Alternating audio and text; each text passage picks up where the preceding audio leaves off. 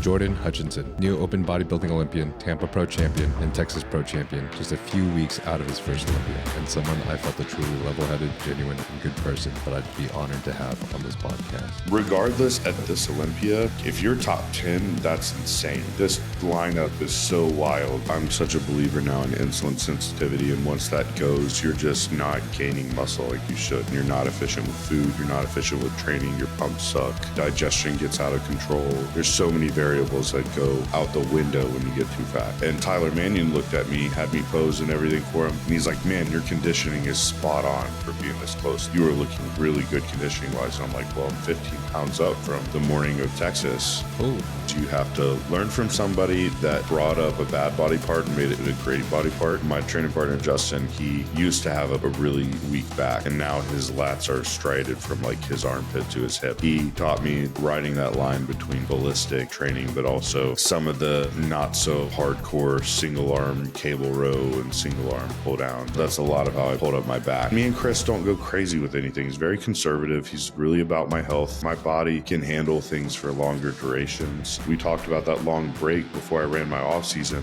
When your body is more sensitive to things, you're gonna grow better. That's why these guys that just blast year round and abuse their body, they don't see the same response. Branch Warren has given me a lot of helpful advice. Always after every Olympia, he would take 2 whole weeks off. He wouldn't look at a gym, wouldn't set foot in a gym, no cardio, nothing. He would eat whatever he wanted. As a bodybuilder, that I was someone that used bodybuilding to positively affect others, not be so self-centered, because you can do this bodybuilding thing and still be a good person and smile at other people when you're on low carb. We need more people like that in the world. I think the problem is, unless you're really in this and have an understanding, everyone assumes they're bigger, they took more compounds, so that's how they got bigger, and that's it. How do you feel about your competition with Ursa at Olympia?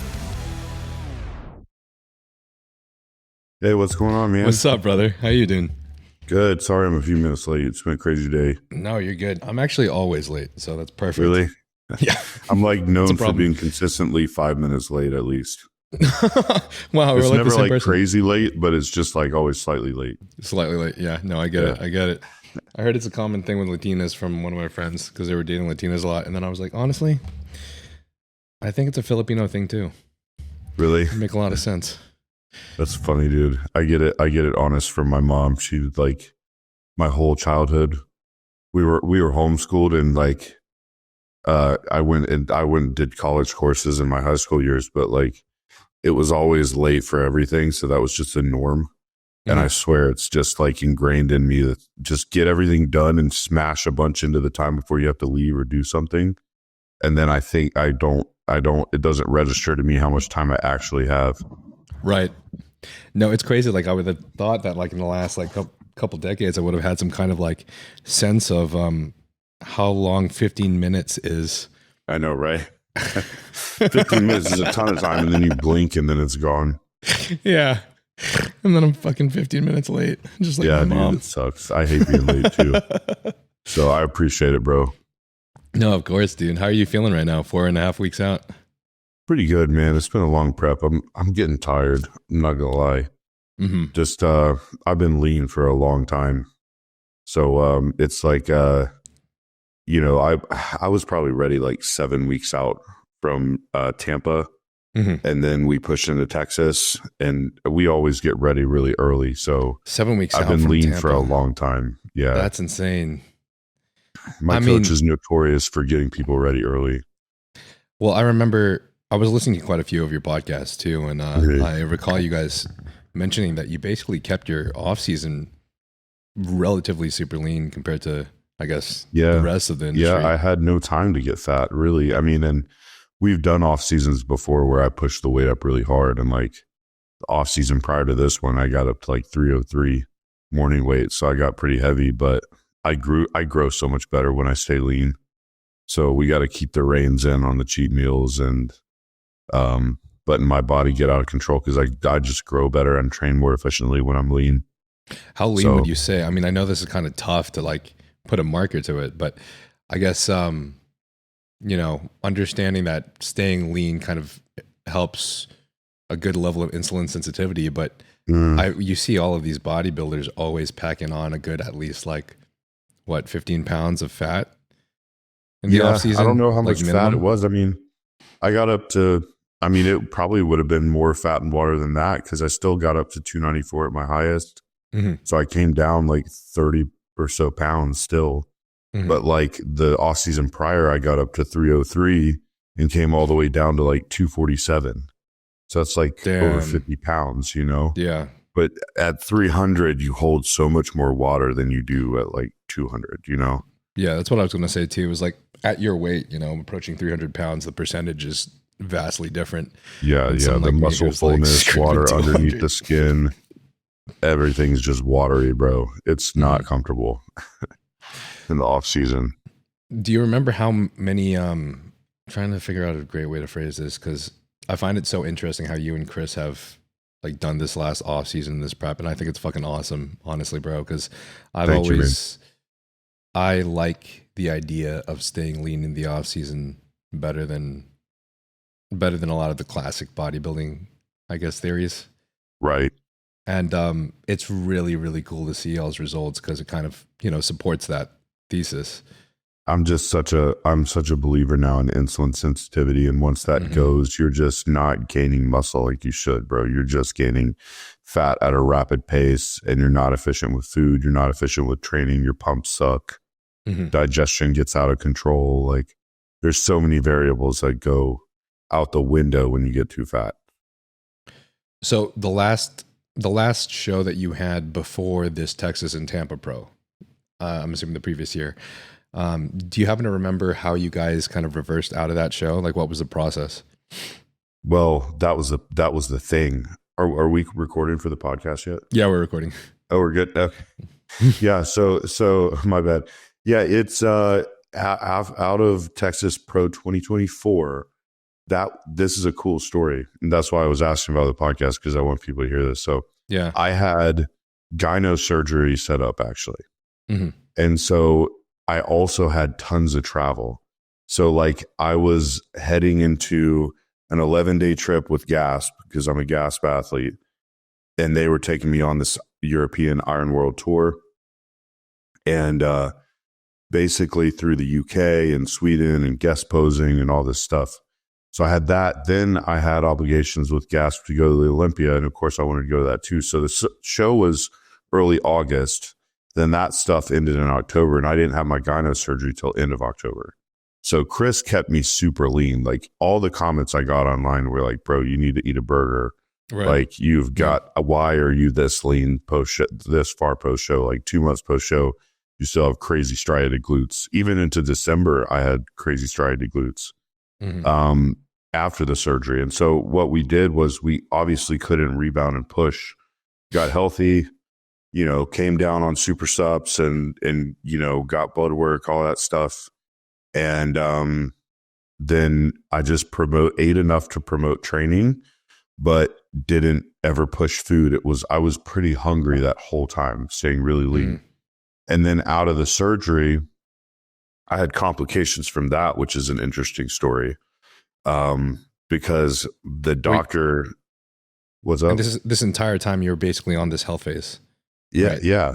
For the sake of the surgery as well. Yeah, you know, it was like a test primo at one point that was like a lot, like really low. But for the most part, it was TRT only. And so went through that phase, kept food low, kept training promoted. But then I had the surgery. And of course, that was like no training or anything like that. But the doctor did a great job on the surgery. He was really happy. And I get done with the surgery and I go for my 5-day post-op, which was in Staten Island, New York, because this guy gave me a good deal. Initially, he was known to be this guy that could get insurance to cover it, which it never does. But this guy has had other guys that he's been able to cover it on insurance. So I was like, if I can save like, you know, 8 to 10 grand, I'm going to do it. Yeah. Well, it didn't end up working, but he still gave me a crazy deal. And then after the surgery, he's like, this looks so good. You can go right back to training. Like, just don't train chest or do pull downs. And I was like, are you sure about this? Because like, I'm not going to tell you no. I can't imagine having to go 4 weeks without training. And that's a general suggestion, but like, you're for real.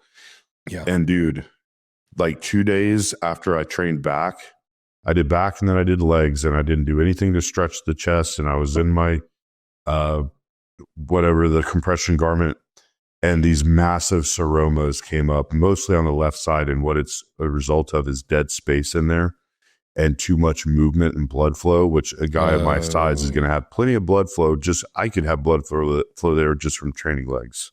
Like your whole body gets a pump when you're at this level, you know. It's like, so I don't think he understood that, which is not on him. I should have known to wait. And so it turned out I was laid off the gym for another 5 weeks after that. Oh shit. Because I had to wait until that seroma went away completely. And I was even, because I knew no doctor around here would want to do it, and I'd have to fly up there. I was drawing that fluid out myself. So I was really determined to get that done, get that under control, and then finally went back to training. How did you were drawing that fluid out yourself? Dude, 30 cc's out of the left side. It was like 10 out of the right, and it would come back within 2 days. I'd literally draw out, I'd like squeeze and draw out 30 cc's and then wrap myself with KT tape and try to like press it back down. I was literally wearing my wife's sports bras underneath my compression garment, like all this stuff. I was so determined to get this under control. Right. And it would come back right back within like 2-3 days. And so it was just a waiting game, because it just had to slowly heal back around and push out that seroma. And so it was like 5 weeks after that I even got back to training. So it was literally like from early August to December when I was able to start my actual push in the off season. So I really only had like December, January, February, March for an off season, and I made the progress that I did this last year. I got bursitis before my last show, and honestly, I wanted to fucking just drain that shit myself so fucking bad. Kept just having people telling me not to fucking do it, and that would be dumb. But I swear to God, if I just drained it, dude, I would have had a much better turnout. Yeah, I mean, I talked to the doctor. I didn't ask for permission. I asked for forgiveness. So I told him, I was like, hey, by the way, I went ahead and drained this because I couldn't take it anymore mentally. So he's like, you did that yourself? But then I was like, look, I was clean about it. Like, I'm not worried about infection or anything. Like, I can handle this. And he's like, okay, well, if you're sure, only do that like maybe twice a week. And he texted me like every other day because I was neurotic about it. Yeah. You know how we are when it's about our bodybuilding progress and For stuff sure. and getting back in the gym. So you Well, had, he told you could what train, what is bursitis? I'm gonna be real, bro. I don't even know how to properly explain it, especially not in medical terms. But essentially, the bursa sac underneath my kneecap burst because all I was doing was fucking single arm lat pull downs on one knee, and I think maybe I just shifted wrong a little bit, but I didn't even feel it really at the gym. It wasn't till literally I had a flight to my show in Florida that night before the flight, before I went to bed. My knee, the whole area around my knee was just like fucking. That's crazy. Out of nowhere, just like, and the fluid buildup just kept increasing. So basically, the bursa sac burst, and there was just immense. I don't know. It's basically just just fluid buildup. Dude, that sucks. Some people say that you need to drain that, and then there's other doctors that are like, because it's a trying to remember what it's called, but it's a specific bursitis that's obviously associated with this kneecap. They're like, that's not one that you should drain immediately. You need to let it rest, and you need to take some of these, anti-inflammatories or whatever. You get a million different opinions, bro. I know, it's fucking annoying. That's what sucks. And especially on the internet. So I was Googling all this stuff. I learned so much about gyno surgeries and seromas and complications and what to do, what not to do, all this stuff. I feel like I'm an expert at it now.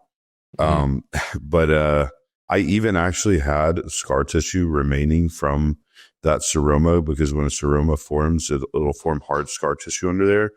And up until maybe April or May, it was still in there and looked like I had gyno on my left side.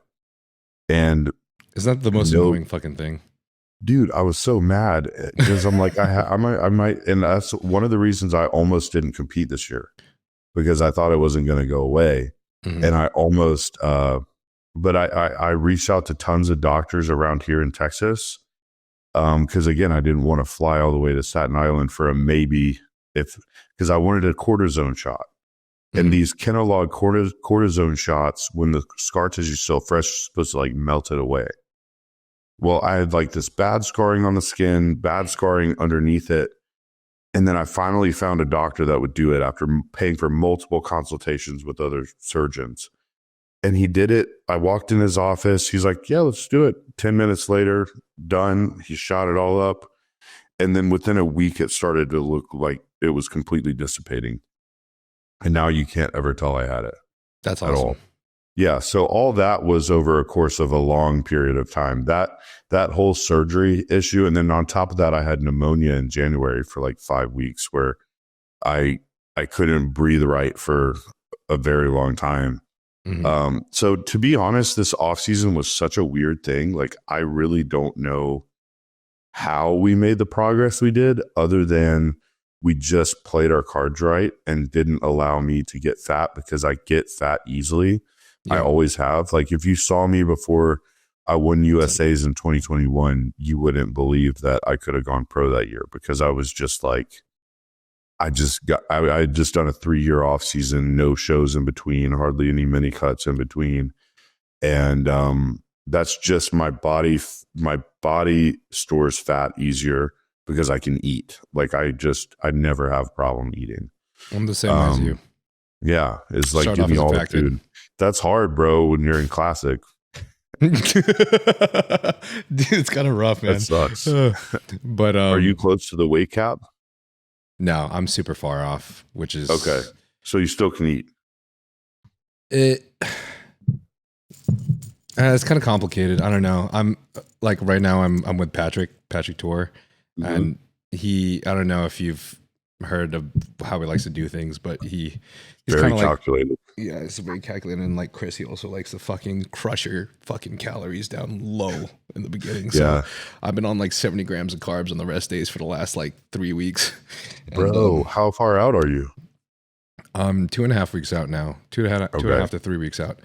But yeah, man. That sucks. My glutes are I feel pretty damn ready, I gotta say. Like, I think I'm as lean as I was 1.5 weeks out last year, which is good. But obviously, because I'm this lean and he sees it, he's giving me, I do every other day check-ins with him, and he's giving me refeeds. I have had refeeds like twice the last week. I have a refeed today. I'm having a lot of refeeds because, I'm shrinking away. Well, that's perfect. I think that's the way to go about it. And that's how me and Chris do it. It's like, you can get lean ahead of time, but you can't buy back time. No, to get lean for the show. So like, if you're lean early, you can always feed back up. You can always feed into the show, which is what mm-hmm. we always do. So like, usually 10 weeks out, my buddies that are open pros themselves, or maybe they're still at the amateur level, at the national level, whatever, they'll hear my diet and they're like, dude, you're eating bikini food right now. You're 10 weeks out. Why are you eating so low? But then when they see my food like now, or like my baseline days right now are 650 grams of carbs and 80 grams of fat. It's like 5,000 calories. Yeah, that's awesome. And I may need a high day tomorrow because I'm losing weight.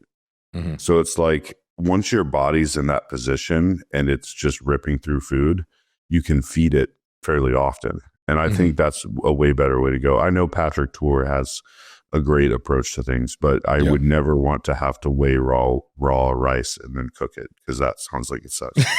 Does he make you do raw weight everything? It's all raw weight everything, yeah. But the nice thing is, if you've obviously if you've done the same food that you've been eating for the last 4 or 5 years, then then your cooked weight normally ends up being the same as whatever it would have been. I don't know. You know what I'm trying to say. Yeah. Eventually you can just use calculations. So like, if you use the same exact water ratio with your rice, then you can do the calculation of what the cooked weight should be based on what raw would be. So Yeah. I mean, it ends up coming out the same. The problem is if like you're swapping carb sources. So like if Chris lets me swap carb sources, we trust each other, and like he lets me do swaps for things if I want to, for a lot of things. So like my wife makes sourdough bread, right? And I won't go crazy with it, but like if I want to break up some of the rice, what? She's like the plug, right?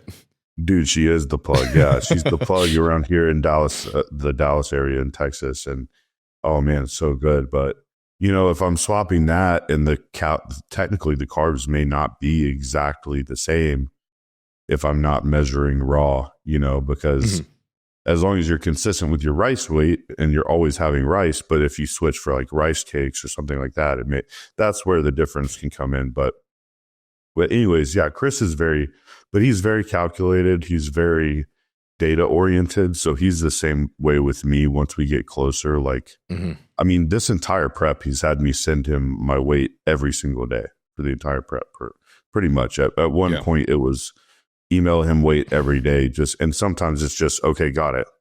But occasionally, you know, my weight does some wild stuff sometimes. And because I sweat so much, so my weight can fluctuate a lot based on my water retention in my body. Yeah. When I train, it's just like, it's kind of wild. So we do weight every day. And then he just like tells me when he needs pictures. Like today we did pictures, and tomorrow again, we're going to do pictures. So I know coaches like that, Patrick and Chris, being that calculated it's nice because you can trust them so much, because you know they're really truly going off of data. Yeah. They're not just like, okay, let's run 3 low days and then a high day, and then that's all you're doing for your whole prep. It's like, how do you know I need this high day? It's just because it's magically the 4th day I always get a high day. That tells me they're guessing. You know what I mean?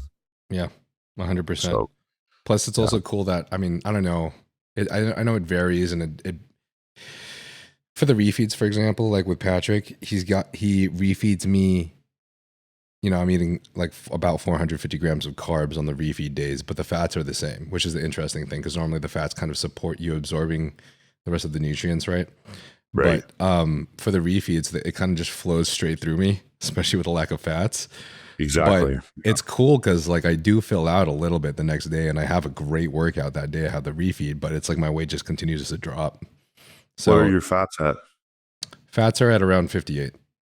Okay, so they're not like crazy low. Then I mean, they're not high, but yeah, I mean, the thing is like if you have too much fat, sometimes the weight will stick to you. So like me and Chris, it's been almost 6 years with Chris, and he has never ever given me a dirty refeed or a refeed like burger and fry or anything for the past 5 years. And then there was one high day, like 7 weeks out. Like I told you, we were really close to ready, really far out. And he sent me the high day to my email, and I scrolled down to meal 6, and it said In-N-Out, double burger, regular burger, and fry. And I was like, dude, you're just messing with me. Like this is a joke, because this is a cruel joke at that. But he was trying to test that out, and you know, have the extra fats and stuff, because food wasn't sticking to me as much. My weight wasn't coming up as much on high days. So we tried that out, and it worked really well. But then one time we did like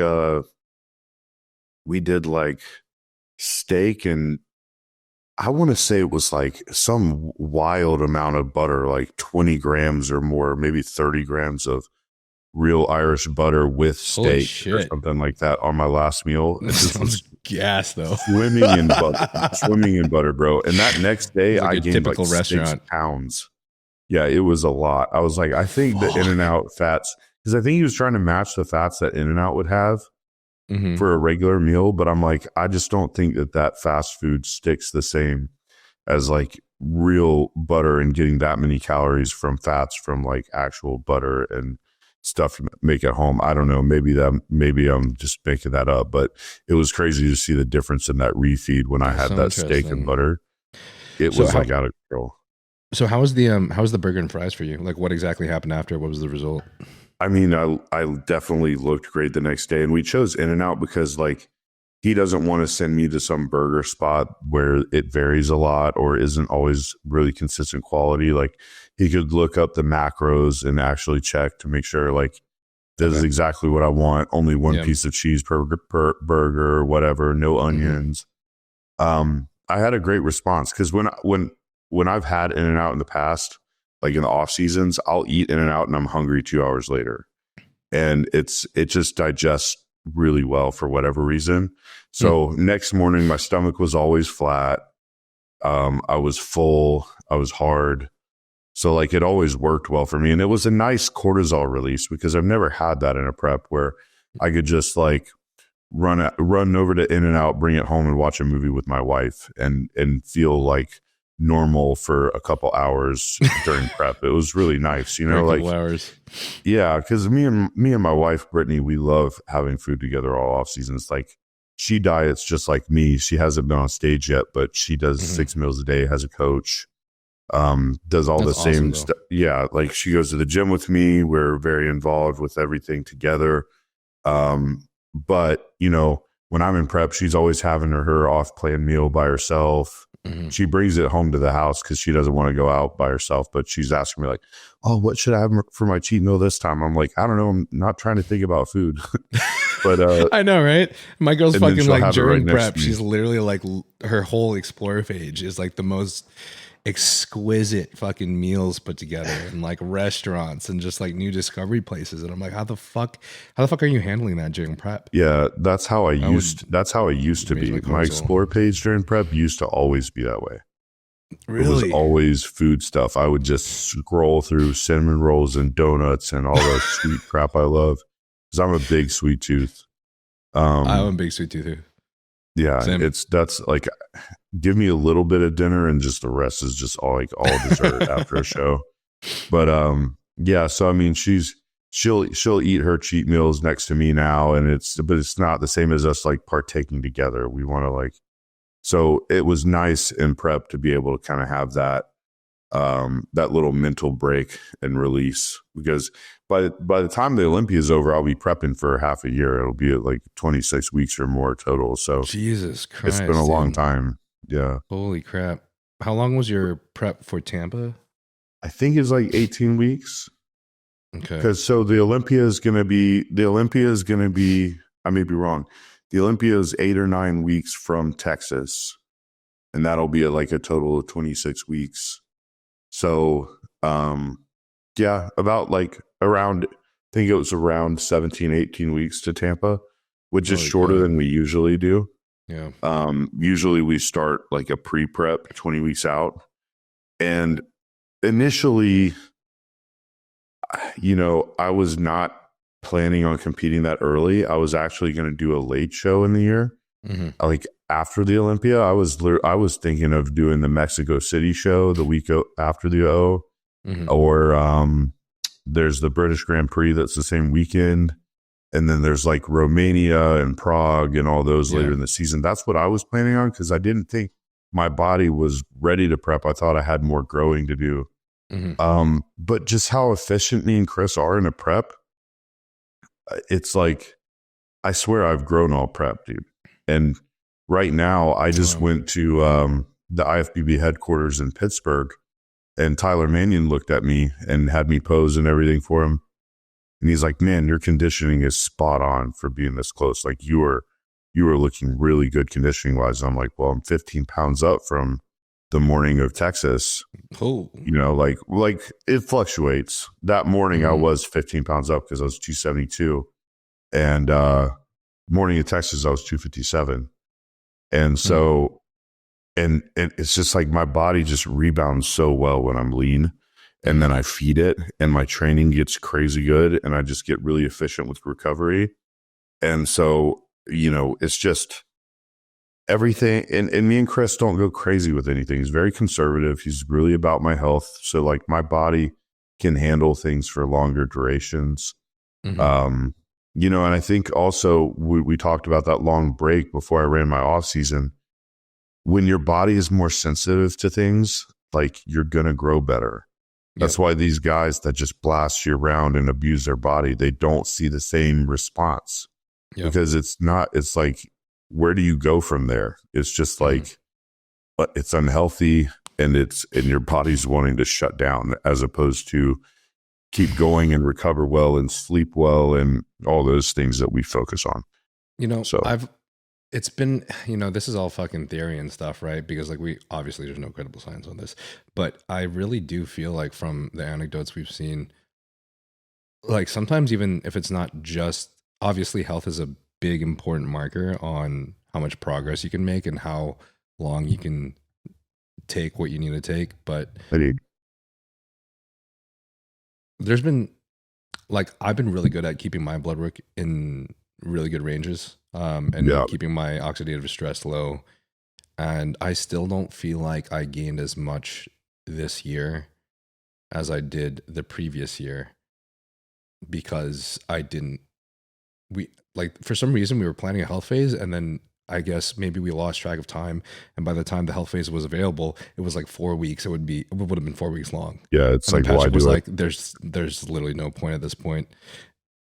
So I mean, it's weird because I never really felt like there was like, originally I always felt weird about the whole like resensitizing of your receptors and whatever. Yeah, and who knows if it's really a thing or not, right? If it's as much of a thing as we say it is. Mm-hmm. Right. Yeah, I mean, and I'm with you. Something that he says too, that Patrick says, is like, there is like, you do, like, your tolerances drop. Like, you do have like a surge, but the surge is normally pretty quick afterwards. Like, it's like the amount of time off. I'm trying to think about like a good example is like if you come off of caffeine for a while, then you go back on caffeine again, it's like really fucking strong for you. But all of a sudden, like a couple weeks or whatever, it drops back off. It comes back to normal. Comes back to normal pretty quickly. Yeah. So I don't really know, like maybe people could take advantage of that time, but something that is really interesting is both you and Terrence on our last pod was talking about how he had his gyno surgery as well, and they took that as a health phase. And afterwards, he had been trying for like the last couple of years to finally like surpass 212 pounds. And like after that gyno surgery, he like jumped up to like 219. Yeah.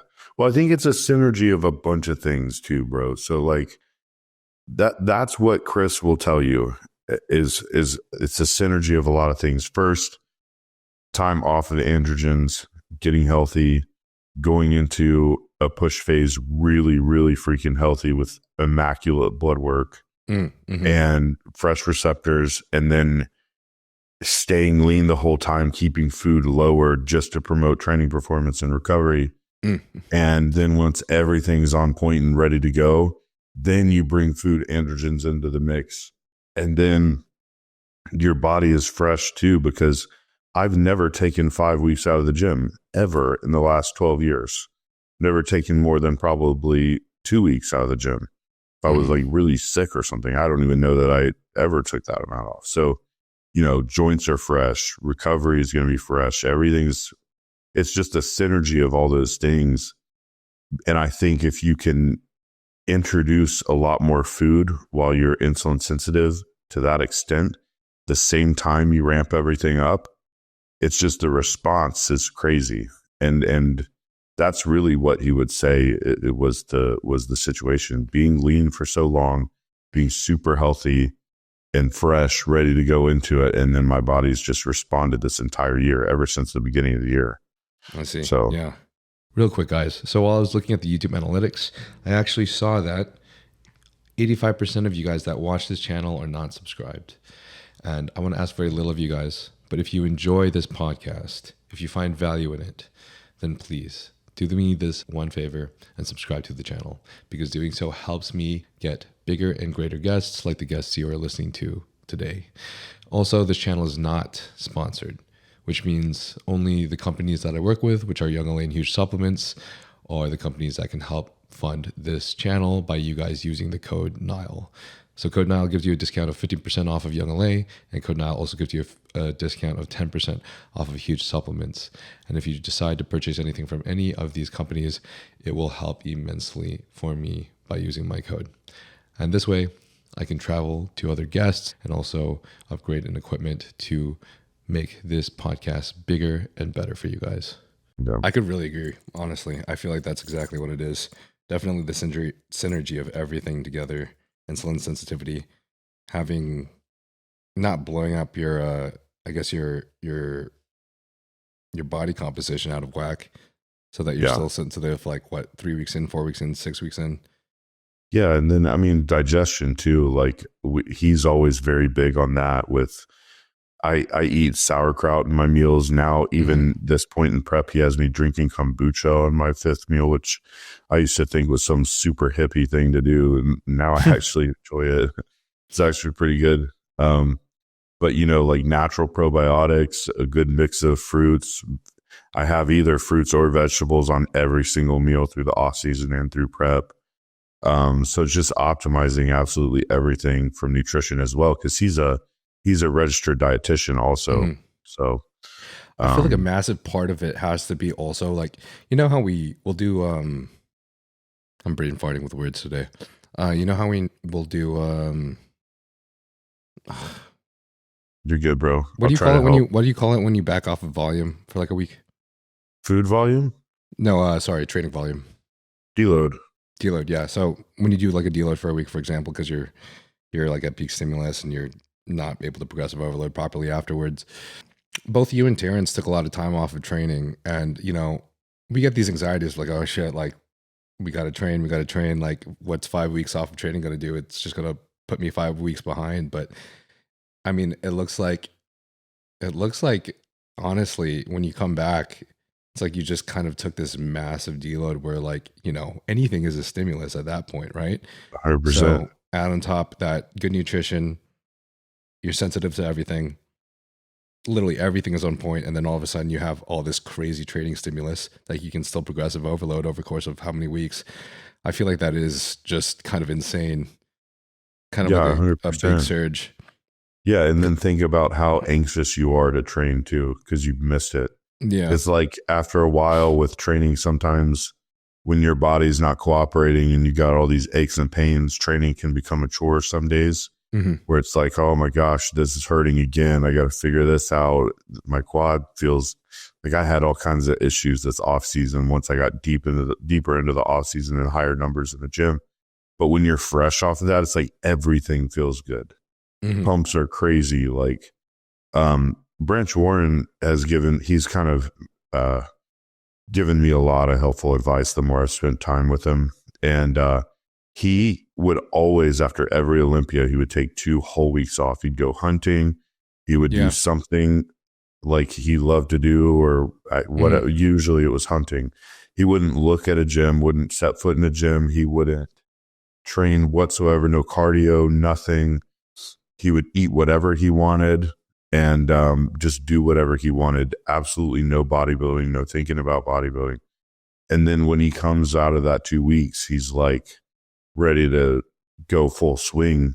And whereas, you know, probably by the end of an Olympia prep, you're pretty toast. Like you're a little burnt out. Like I'm a little burnt out right now at this point. Like I have all the motivation in the world to be on the Olympia stage, and I'm loving every minute of it, but I can't deny that my body is toast. Like I'm just, everything hurts.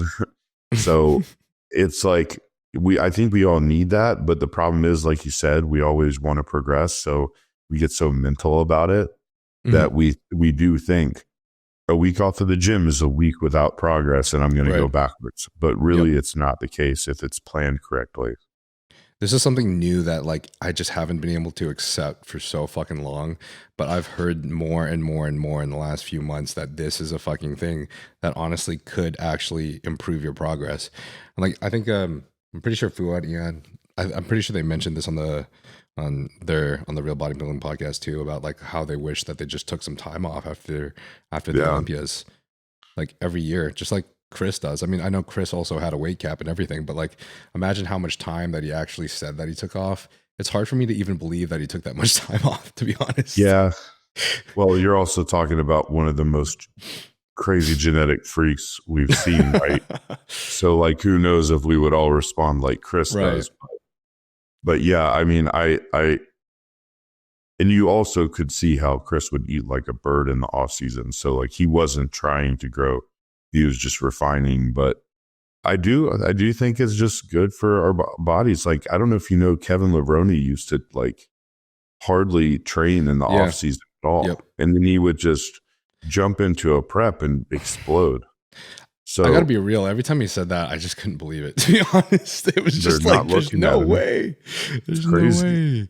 So I don't know. Maybe there's something to it, man. Train at all, we don't really know because we can't do a legit study on any of this stuff. Yeah. So it's like, how do we know what really works until you find what works for you? Because I think everybody's different too individually. I'm sure there's somebody out there, if they take 4 or 5 weeks off, they might have an opposite effect. I don't know. It's just like everybody's different. Everybody responds differently. But I do think that for me personally, that was something that I really needed, was that forced time off. And then the way we rebounded into an off season and decided to gun it for a show when we did. I think it just all worked out as good as it possibly could have. And then you feel like when I was watching the podcast on IFBB with you and Chris and Milos, but how much weight do you guys did they say you gained? I'm pretty sure they mentioned something along the lines of 10 pounds of lean mass in like half a year. Yeah, I mean, it was at least 10 pounds for sure, because when I woke up for Texas Pro this year, I have never seen my body that peeled and dry. I mean, I was absolutely peeled out of my mind. And especially my glutes. I was like, when I saw the video, I was like, dude, this is insane. And I was pretty flat that day too. Like I usually wake up a bit fuller than that. So we fed pretty hard that morning. But I was definitely way leaner than I was Texas Pro 24, waking up exactly at 247. But at Tampa Pro this year, I woke up at like 262, I think. So I was like 5 pounds lighter waking up the next week at Texas, if that tells you how much I dried out in that week. Yeah. So, and I think I was probably about the same leanness as last year's Texas Pro at Tampa Pro this year, which would have been like, 15 pounds up from last year. So it's somewhere in the ballpark of 10 to 15. I don't know. Unless I had a DEXA scan last year and this year, I wouldn't know exactly the amount of muscle, but stage weight at least 10, 12 pounds. And that was awesome. In, a short off season. I really think I grew during this prep, because early on in the prep, this has happened 2 years in a row. Chris would be getting my weight, and I'm like, gosh, man, this food is low and my body weight's not dropping. And we would keep checking weight, and we wouldn't do pictures for a decent bit. And then he's like, man, I just don't understand why your weight's not dropping. I'm like, Chris, what if I'm growing right now like I did last prep? Like, I feel really efficient right now, but this food is really low for me not to be dropping weight. Like, I feel like I'm getting progressively leaner, but my weight's not moving. And then I send the next set of pictures, and he's like, dude, what the hell? Like, you are. There was one point in this last prep, he's like, did you like get some kind of Hulk gamma radiation this prep or something? Like, I don't know what's going on, because I can't explain this, because I was eating so low that it wouldn't have made sense for me to be growing. But somehow it was just a combination of how good I was still sleeping, my recovery, my training volume, how I was performing the movements as efficiently as I was, and not having to go crazy on cardio either, because I'm big on, like, me and Chris are big on steps and movement and output and training, as opposed to like crushing yourself with cardio. So me and my training partner, Justin Abbott, we go hard with training, and it's pretty high volume most days. So all those things together added up to being able to add some size during prep, even on lower food, which is kind of wild to me. But that is awesome, bro. Yeah. You guys have this approach that is, I think, kind of reminiscent of this like modern age of like bodybuilding methodology and everything. Like, you've probably heard of John Jewett discussing how he prefers steps over the traditional cardio, just so it helps manage fatigue while you can focus on training instead. And it's cool that, like, you, I think, are a good example of somebody who can do steps, focus on training quality, and you come in fucking peeled. because all you guys have to do is just make sure that you're coming in lean enough in time, just giving yourself enough time too. Yeah, man. I mean, that's all that really matters. Have you had those preps, or are you at that point in your prep where like you dread going into the gym yet? Oh yeah. Like there's days like yesterday where like basically it was hard for me to even get out of bed, and like just doing steps was really tough, to be honest. Yeah, I just wanted to lay horizontally. Well, do you do fasted cardio? I do fasted cardio, but I sometimes I'll do a little bit of elliptical. Sometimes, like especially early on in prep, I would do more actual traditional cardio. But as I went on, as prep kept going, I could feel the fatigue, and I could feel how I wasn't, like, my legs weren't recovering enough for leg day, and all of these issues were coming up. So I would just do my fasted cardio with doing steps, especially when I felt it. And it would just help. It would help me continue to train hard and be able to recover in time. So that's what I'm doing at this moment right now. Is all my cardio right now is steps, because I'm just like I'm at zero right now. Yeah, dude. I mean, that's actually what I was going to ask you, is because one thing so I tried doing actual fasted cardio where I'm going to get on a cardio machine. I think I can't remember if I signed up I think it was once I signed up at Planet Fitness. It's like 25 minutes to get to Destination Dallas, where Gas Gym is. Mm-hmm. And there's a Planet Fitness like right around the corner from my house. But I hate that environment. So like I hated even doing cardio there. But I tried doing the fasted cardio thing for a few days. And those few days, my training in the afternoon absolutely suffered. Mm-hmm. It was just like massive difference in fatigue. Mm-hmm. So other than that, the entire prep, every single morning, no matter what, without fail, I wake up, I take my dog for a 30 to 45 minute walk. If my steps are closer to 10K, I'll start the day with a 45-minute walk. If right now they're 8K steps. So I just do like a 30-minute walk with him just to start my steps fasted. Mm-hmm. And then it doesn't fatigue me at all. And it like recenters me. I look forward to that walk. Like right. One of the reasons I've always had a hard time getting out of bed in prep when I've had fasted cardio is because I dread having to get out of bed to go do that cardio. Mm-hmm. It's like almost like that's what's keeping me in bed, because I know the first thing in the morning they say do something really hard first thing in the morning. I don't know that I'm like in that mindset. I think like starting your morning with something grounding and something you enjoy, where you can have like a peace of mind, but get your body moving. I think that's really beneficial. And so I would just walk my dog around my neighborhood, and I've done that every day. And that gets me ahead on my steps. And then I always do my I do my cardio post workout, because it's like you burn through your glycogen at that point, and you can just, rip through cardio. And I had more energy to put more output into my cardio. So there's more output in my training, more output in my cardio, and I'm moving during the day. Mm-hmm. Whereas like I had a prep in 2018 where we were killing me to try to get my glutes and hams in. And it was 2 45-minute sessions of cardio a day on the stairs doing HIIT intervals.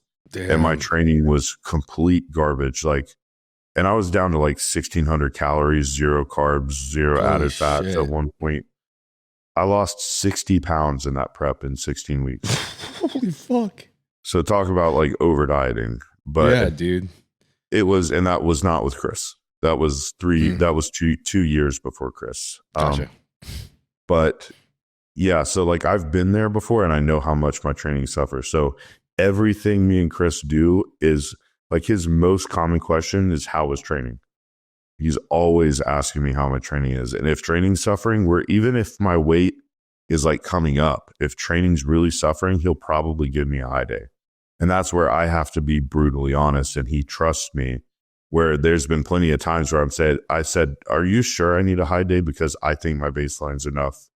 Like we just did that a couple of days ago. I was like, I really don't think I need more food than this. Like my training's not crazy this week, the days before that check-in. I was like, but I truly don't think a high day is going to boost me that much. Like I think this is plenty of food. Or like there's been times in the past where my food was crazy low, and I was like, but fatigue is just not there when I'm training. As much as a high day would be nice, I don't I don't know that it's needed. And so I'm really honest with my training feedback and my fatigue levels. Whereas I've had clients before where they're like always fatigued. I'm like, are you really fatigued, or you just want to eat? Right. Like, I think you just want to eat. Yeah. I feel that. Yeah. Patrick tends to be a little bit of a hard ass, which is kind of nice because I didn't really complain with Kyle either, but I'm definitely too scared to even complain with Patrick anyway. So I'm just like, yes, sir. Whatever you say, dude. I'm never fatigued. I'm fine. Just make me suffer. It's nice though, because I'm really happy to have results to show, because I can tell he's finally proud of it and everything. He's posted my striated glutes on his story the other day and everything. So I'm like, yeah, we're doing good 3 weeks out. That's awesome. And what show are you doing? If I was a Tournament of Champions. Okay. In San Diego. I literally picked it just because San Diego was like my home. Really, it's a place that I still consider home, just because there's a lot of different things about life. Like, I think that feeling when you like find your tribe, people that you feel safe around and you feel seen by, and that you can share everything with. That was kind of San Diego for me. So it feels comfortable to go back there for my first classic show. Yeah. Well, that's awesome, bro. Yeah. I mean, so where do you live now? Right now I'm in LA, in the Valley area. Okay. Gotcha. I'll be coming in January for the LA Fit Expo with Gas. Oh, nice.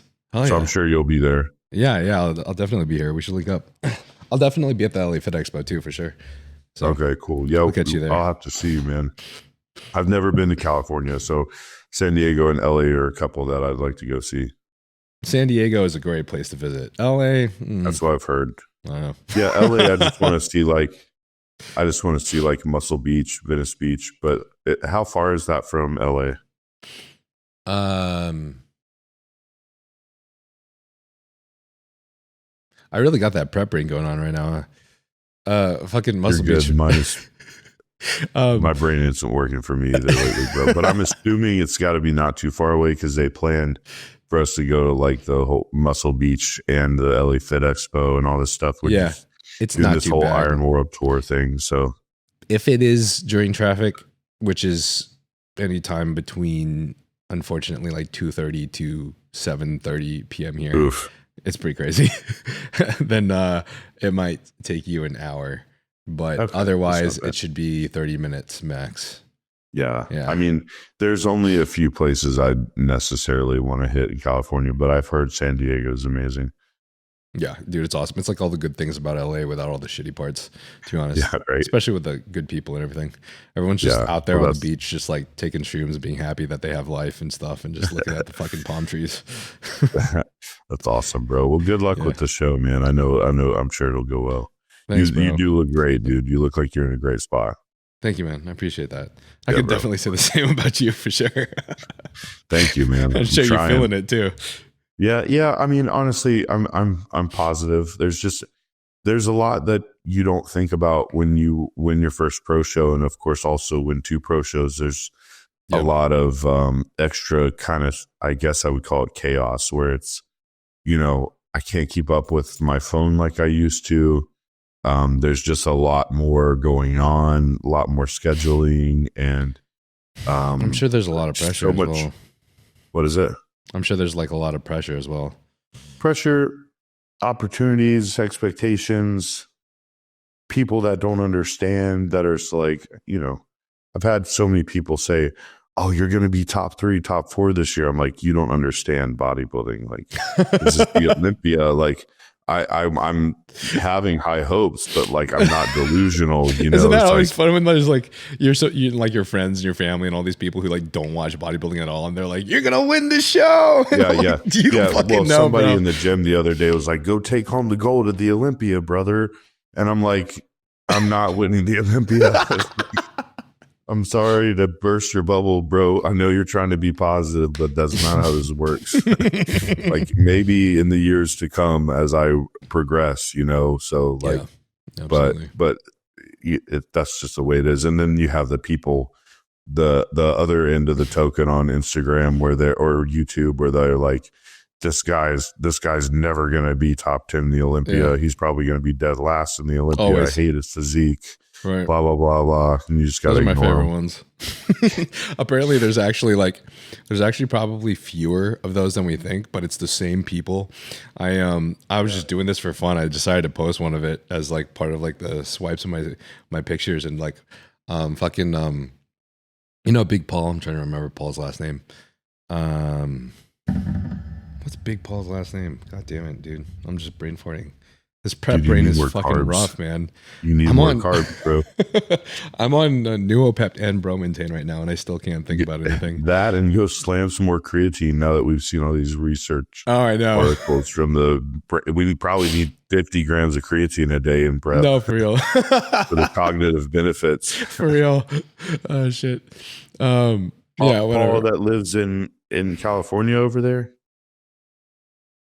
Or He does he does podcasts with like Kurt Havens, and I think he's done stuff with like, he's always with like Vigorous Steve. And oh, I know the Paul you're talking about. I think I know who you're talking about.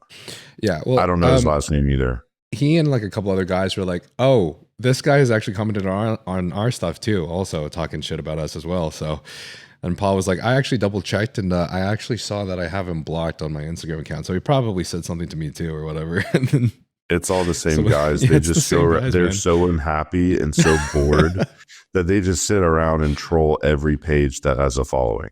That's all it is, dude. It's crazy, bro. It is really sad. So you got to feel bad for him, but no, for real. And I'm like, this guy even has like, it has a profile picture of him and his daughter, and his like username is like this person's dad or something. And I'm like, I don't feel like you're being the greatest example.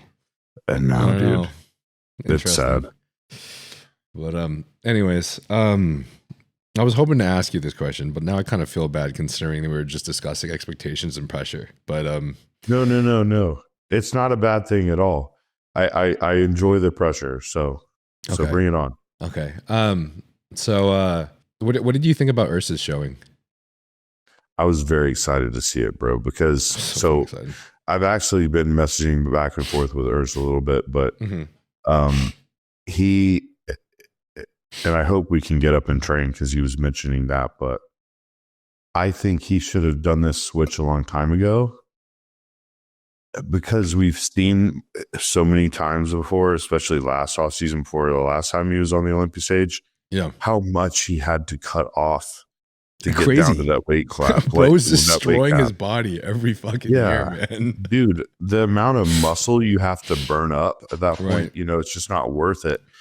And so, I wish he would have done it prior, because he's so young. Like, he could have been growing during this time, but his, there's muscle memory. That muscle obviously kept popping back on every off season.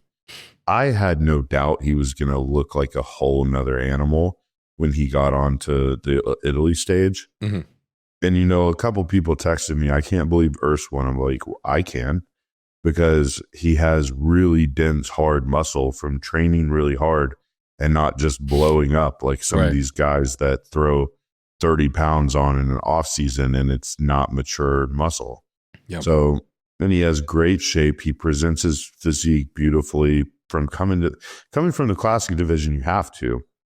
I think a lot of us open guys love training so much, and we don't necessarily love the artsy side of posing. I know I don't. I like hitting my mandatories really well, and flowing through those really well. But when it comes to like posing routines and stuff like that, dude, I don't have the creativity. Like, I have more creativity to write a training plan, not to choreograph a posing routine. You know what I mean? So it's tough to enjoy it too, because it's so fucking exhausting, man. Especially when you're on prep, and it's like it's really hard to enjoy until you become excellent at it. You know what I mean? Like, when you're actually amazing and you've done it for so long, it's a lot more fun at that point. But like, how long is that going to take with you fucking practicing? Well, creating choreographs while you're on prep and you can hardly do cardio. Yeah, it's like anything, you hate it until you've done it enough to where you're good at it. I like that you said that, because that's something I probably need to hear, because I hated weight training until I became good at it. So like it's always the same way. But the problem is, I think about it in the off season. I'm like, okay, if I could just go ahead and pick out a posing song and then start choreographing something now, then by the time I'm shot, my brain is shot in prep, I don't have to worry about it. Yeah. But then it never happens. I have some, I have some from the off season that I did because I had to do guest posings, multiple guest posings. So I could just rip those same ones, I guess, Right. But yeah, by this point in prep, you just don't want to be doing that. But anyways, as far as ERS goes, to finish that conversation, I just think like the density, the conditioning, the shape, the hardness, everything is just so cool to see in open bodybuilding. And I think it's a good thing because I think there's too many guys. I think this is going to probably inspire a lot of amateur guys as well to maybe push for open if they're not meant to be classic, because classic it was never supposed to just be small bodybuilders. They're supposed to be guys that stood out with like crazy shape, but also maybe, could benefit from having a weight cap. Right. But I think it's turned into this, like, how many guys are suffering to get down to that weight cap and they have blocky waists. They're just a small bodybuilder. Like, just grow into the open class, So I think it may inspire some more guys, even some more pros. One of the arguments is people are like, well, this shows that, like even Bumstead said, I think if all the guys took a good off season, the top 10 at the Olympia would be a lot different. I think that's the case for Urs, Mike Summerfield, and Ramon. Yep. I don't think that would be the case for like a Logan Franklin. No. Because I think there's a different level of muscle density and size in the open. And I think it would take a lot more for some of these other classic guys to actually be able to move over. But there's certain guys that have just been barely hanging on to make those weight caps. And I think those are the guys that would do well in open. But yeah, that's the thing was very impressive. If you don't mind me discussing this, because I just always found this kind of interesting. Like, I know most of us bodybuilders are all doing the exact same thing when it comes to training, nutrition, supplementation, PDs, all the same thing, obviously with just different amounts for like our weights and everything. Sometimes. Corresponding. Yeah. Sometimes the drug side of things are a lot more with the classic guys than you'd be surprised. Yeah, it is. Some of the classic guys it's so fucking random though. That's the problem. Yeah. It's completely random. It's just genetic. It's very individual, and it's very individual independent. I've been training for over 15 years now, and I was too lazy to track anything training wise for about the first 10 years because science-based training's for pussies. But I kept hitting plateaus from burnout, fatigue, joint issues, and injuries, and other factors that at the time I didn't really fully understand, realizing not everyone is built to handle the intense and same workload and injury resilience as Tom Platz and Ronnie Coleman. Sad face. I wanted to speed run that shit, but the reality is dudes that have always known their body best are the ones that have been lifting for at least a decade. Shit takes a long ass time to figure out. I started tracking all my training on the Notes app on iPhone because I don't know what paper is. Until recently, I started using the RP Hypertrophy app. The RP Hypertrophy app spoon feeds you step-by-step workouts tailored towards whatever your focus is, or you can customize the workout yourself. Well-educated coaches have always cost $250 to $500 or more a month. I'm paying $500. That's like 10 bottles of testosterone. But if you're not competing or you don't have the money to spend, the app will adjust your program for you every week to maximize your long-term growth. It'll base this on your pump, how fatigued you feel, how your joints feel, and more. It takes in everything into account, none of which I took into account in college because the only accounting I did was counting how many dumpies were in my class. Look, there's a titty. If you don't believe in science-based training, you don't got to do no 3 RIR shit. You can just hoist heavy steel and track it, because we all know that the people who say that they remember their weight sets and reps every week are full of shit. IMO, there's a sort of middle ground where you track your progress and make sure all the variables are right in your food, sleep, gear, progressive overload, and then you go to the gym and slam those heavy PRs until your blood pressure is higher than Miley Cyrus. If you're still unsure, they've got a 30-day money-back guarantee, so if you still don't like it and it gives you a bad tan, you can get your money back.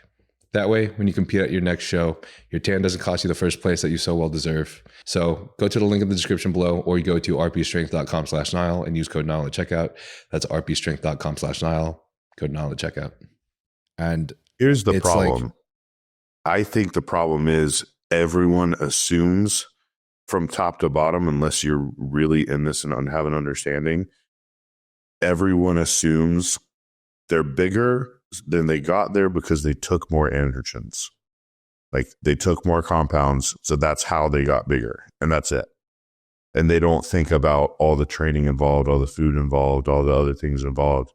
Where like I know some classic guys that it's like absolutely insane what they're taking. Mm-hmm. So I think maybe as a generality, yeah, if you want to be open, maybe you have to push a little more, but not always. I mean, I would be one of those cases where it's not as much the case.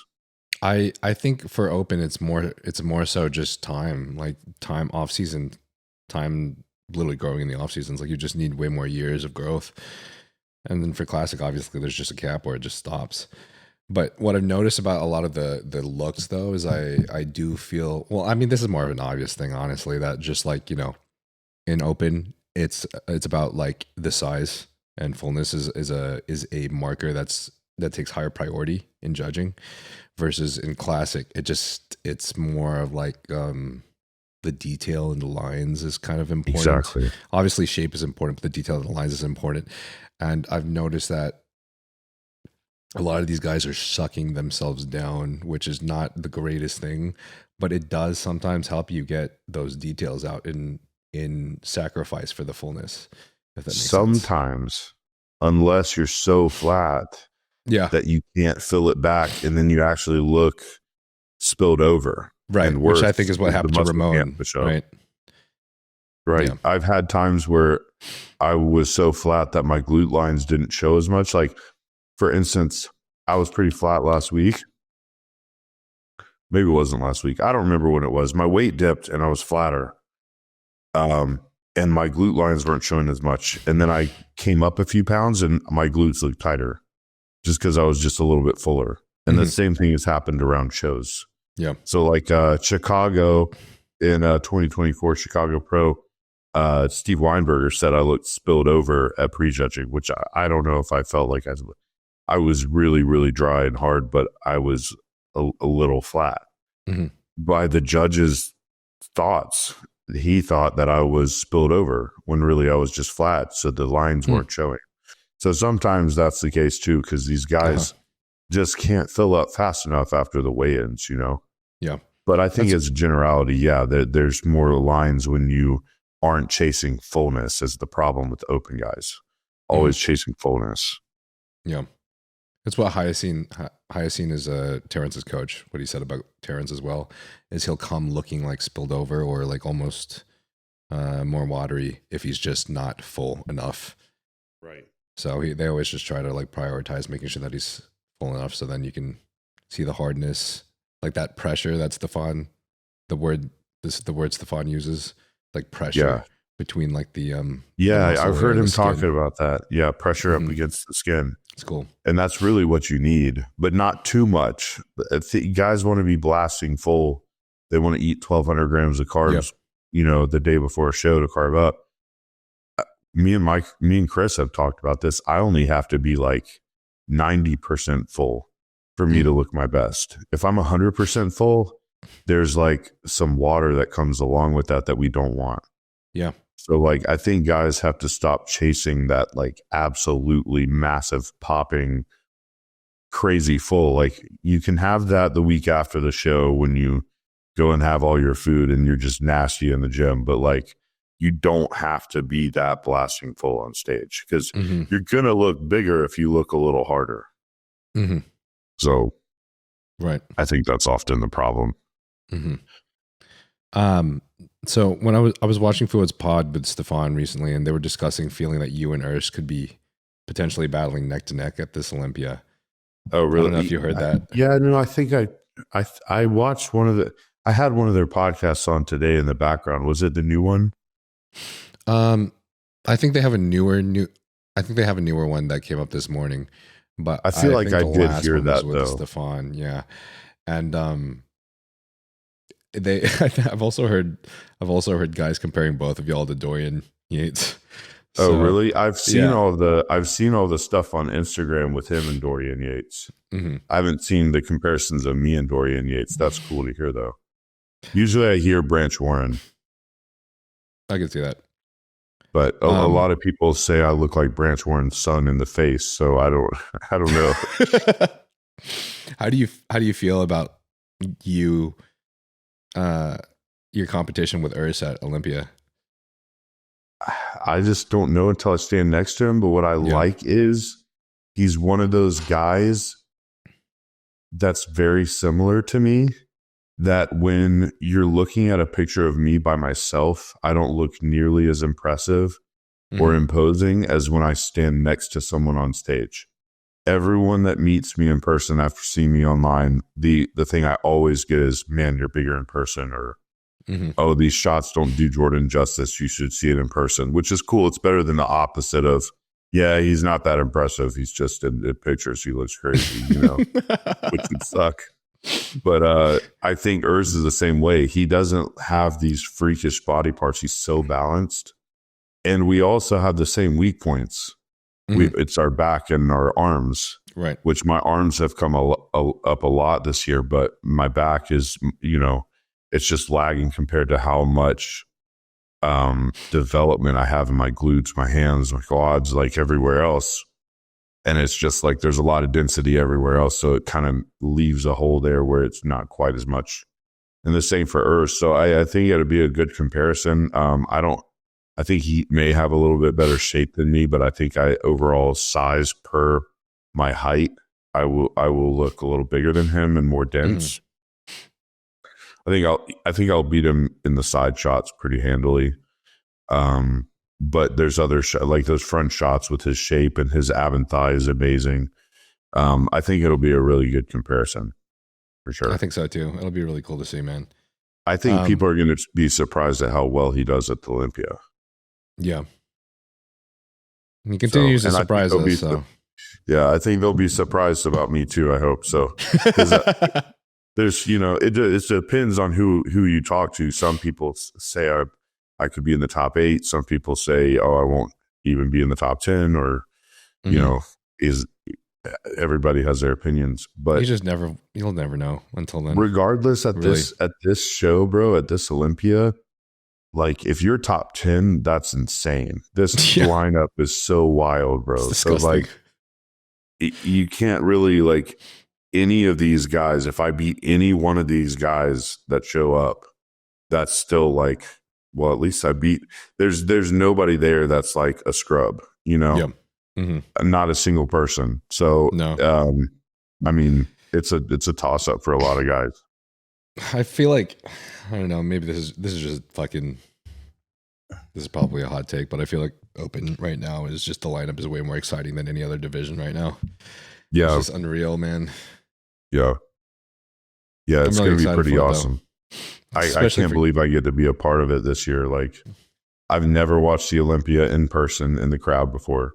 No way. I wanted to last year because I was staying in with Gasp at their Gasp house they had for like the athletes and stuff. And but they have like this big watch party where they have everybody over, and they have 2 chefs that make crazy good food and Wagyu steak and all this stuff. And I was like, I kind of want to stay for the watch party rather than spending $400 plus on an Olympia ticket. I was like, yeah, I kind of said to myself, I missed my Olympia qualification by 1 place. Maybe I'll just wait and make sure the first time I'm at the Olympia, I'm on the stage, so made that happen this year. Yeah. But that's so fucking it's going to be a crazy experience. It's going to be wild. You brought your arms up a lot, by the way, for sure. I saw your shots from your last show, and it's kind of honestly insane, especially in the front, like the most muscular. Yeah. It's pretty fucking sick. Yeah, dude. The kind of training that I'm doing now, so funny. It's like I come around full circle where I felt like I was telling Tyler Mannion this the other day at the NPC photo gym in Pittsburgh, because he was asking me the same thing and telling me the same thing. He's like, you brought your arms and shoulders up so much. And, one of the main exercises I have to say has been incredible for me is a guillotine press, which my training partner, Justin Abbott, showed it to me. And we do that twice a week.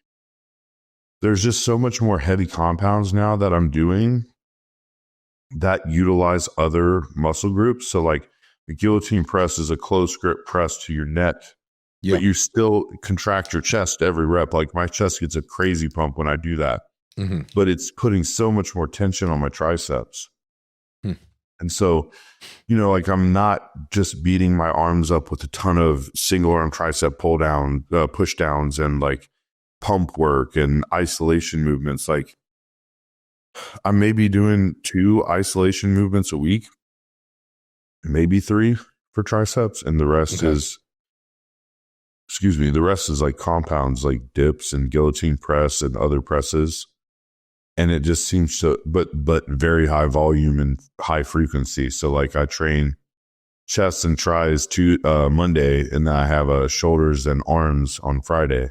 And then I hit biceps with back on Tuesday and then again on Friday. And I'm not afraid of more volume now. So it's just my training has changed a lot for my arms. It just definitely, it used to be a lot of push downs, cable work. And I really don't do a lot of cable work anymore. The volume for me has been a big change in anything that I needed to bring up. If I just immensely brought up that volume, which obviously, unfortunately, would have to sacrifice some volume from other areas just because, you know, time. But I mean, it would make the biggest difference. Like I think my legs probably grew the most in the last couple of years, and the biggest change there was really just total volume. I would hit both quads and both hams full workouts twice a week each, and I just wouldn't be so focused on just hitting the highest amount of weight on squats on the first exercise. Instead, I would focus on the volume of the entire fucking workout, and it's just made a huge massive difference. So so something Chris, my coach, taught me the mindset of is we have our recovery budget. So you imagine you have a wallet and there's a certain amount of money you can spend per muscle group, or not per muscle group, for your whole body to recover per week. And you only have that much to spend. So like my quads are my strongest muscle group. So like if I'm spending so much recovery budget on my quads doing crazy volume and my arms are suffering and not growing and my quads just keep growing, what am I doing? Like I need to back off that quad volume. Right. And so I talk about what I did for arm training, but also it's a matter of what I did for my volume outside of arms. So like I do 3 direct chest movements per week. Okay. I do incline press, a flat press, and a fly. And that's it. Because my chest is one of my more developed body parts. Now I have the guillotine press in there. I have a dip in there. Those are tricep focused that use chest. And then I have a high incline Smith that's mostly shoulders on Friday, but it does use my upper chest. So it's still getting stimulus, but it's I'm not doing much working sets on chest at all. It's still growing. And then for quads, lately I've been doing 6 total working sets per week. It's all on Thursday on my leg day. It's 2 sets of leg extensions, 2 sets of hack squats, and 2 sets of leg press. That's it. And my legs are smashed. Like they were sore for like almost 4 days last week. And it's just a matter of how I'm doing the movement. So like what you were saying, with slowing down the movement, going lighter, not allowing yourself to bottom out on the squat and just rely on the joint to rebound you back up, those kind of things. But pulling back on my leg volume has really allowed my other body parts to recover better. And sometimes you don't think about that because you just think more of everything is better.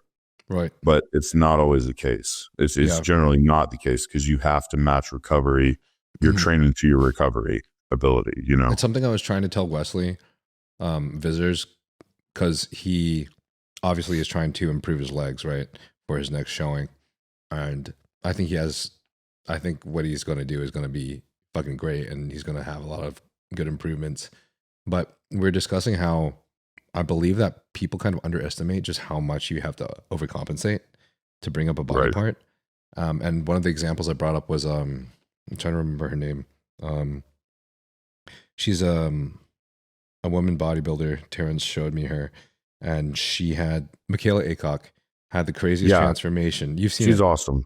Dude, her fucking legs, like she basically, I don't remember how long it was, but she had a period of time where she even just took off of upper body completely and only hit legs 3 times a week. And bro, her fucking legs blew the fuck up. They look 3 times bigger. And then it's just totally in proportion with the rest of her physique now. I can say that same thing happened to my wife. So my wife has crazy genetics for upper body. Her back, her shoulders, her biceps. She looks at a weight and her shoulders and her back grow. But she always had trouble getting her legs to grow. And so she stopped. She had this thing where she was going to do figure, then she was going to do women's physique. Then she backed out of a show, decided not to do it. And then she kind of found her love for training again. She was always training, but she found like, oh, maybe I want to try for like a wellness type physique, not necessarily compete, but like go that route. And so she was training upper body like once a week and training legs, splitting it up towards she's training legs 3 days a week or whatever. They blew up. They absolutely blew up. And if you looked at her pictures from before that happened to now, and now she's kind of transitioning more over to wanting to probably do figure, but now she's totally proportional and so much stronger in her legs. So it really, sometimes you have to do that. I know Branch Warren, he told me he took like 6 months or so off of legs entirely at one point because they were just so out of control.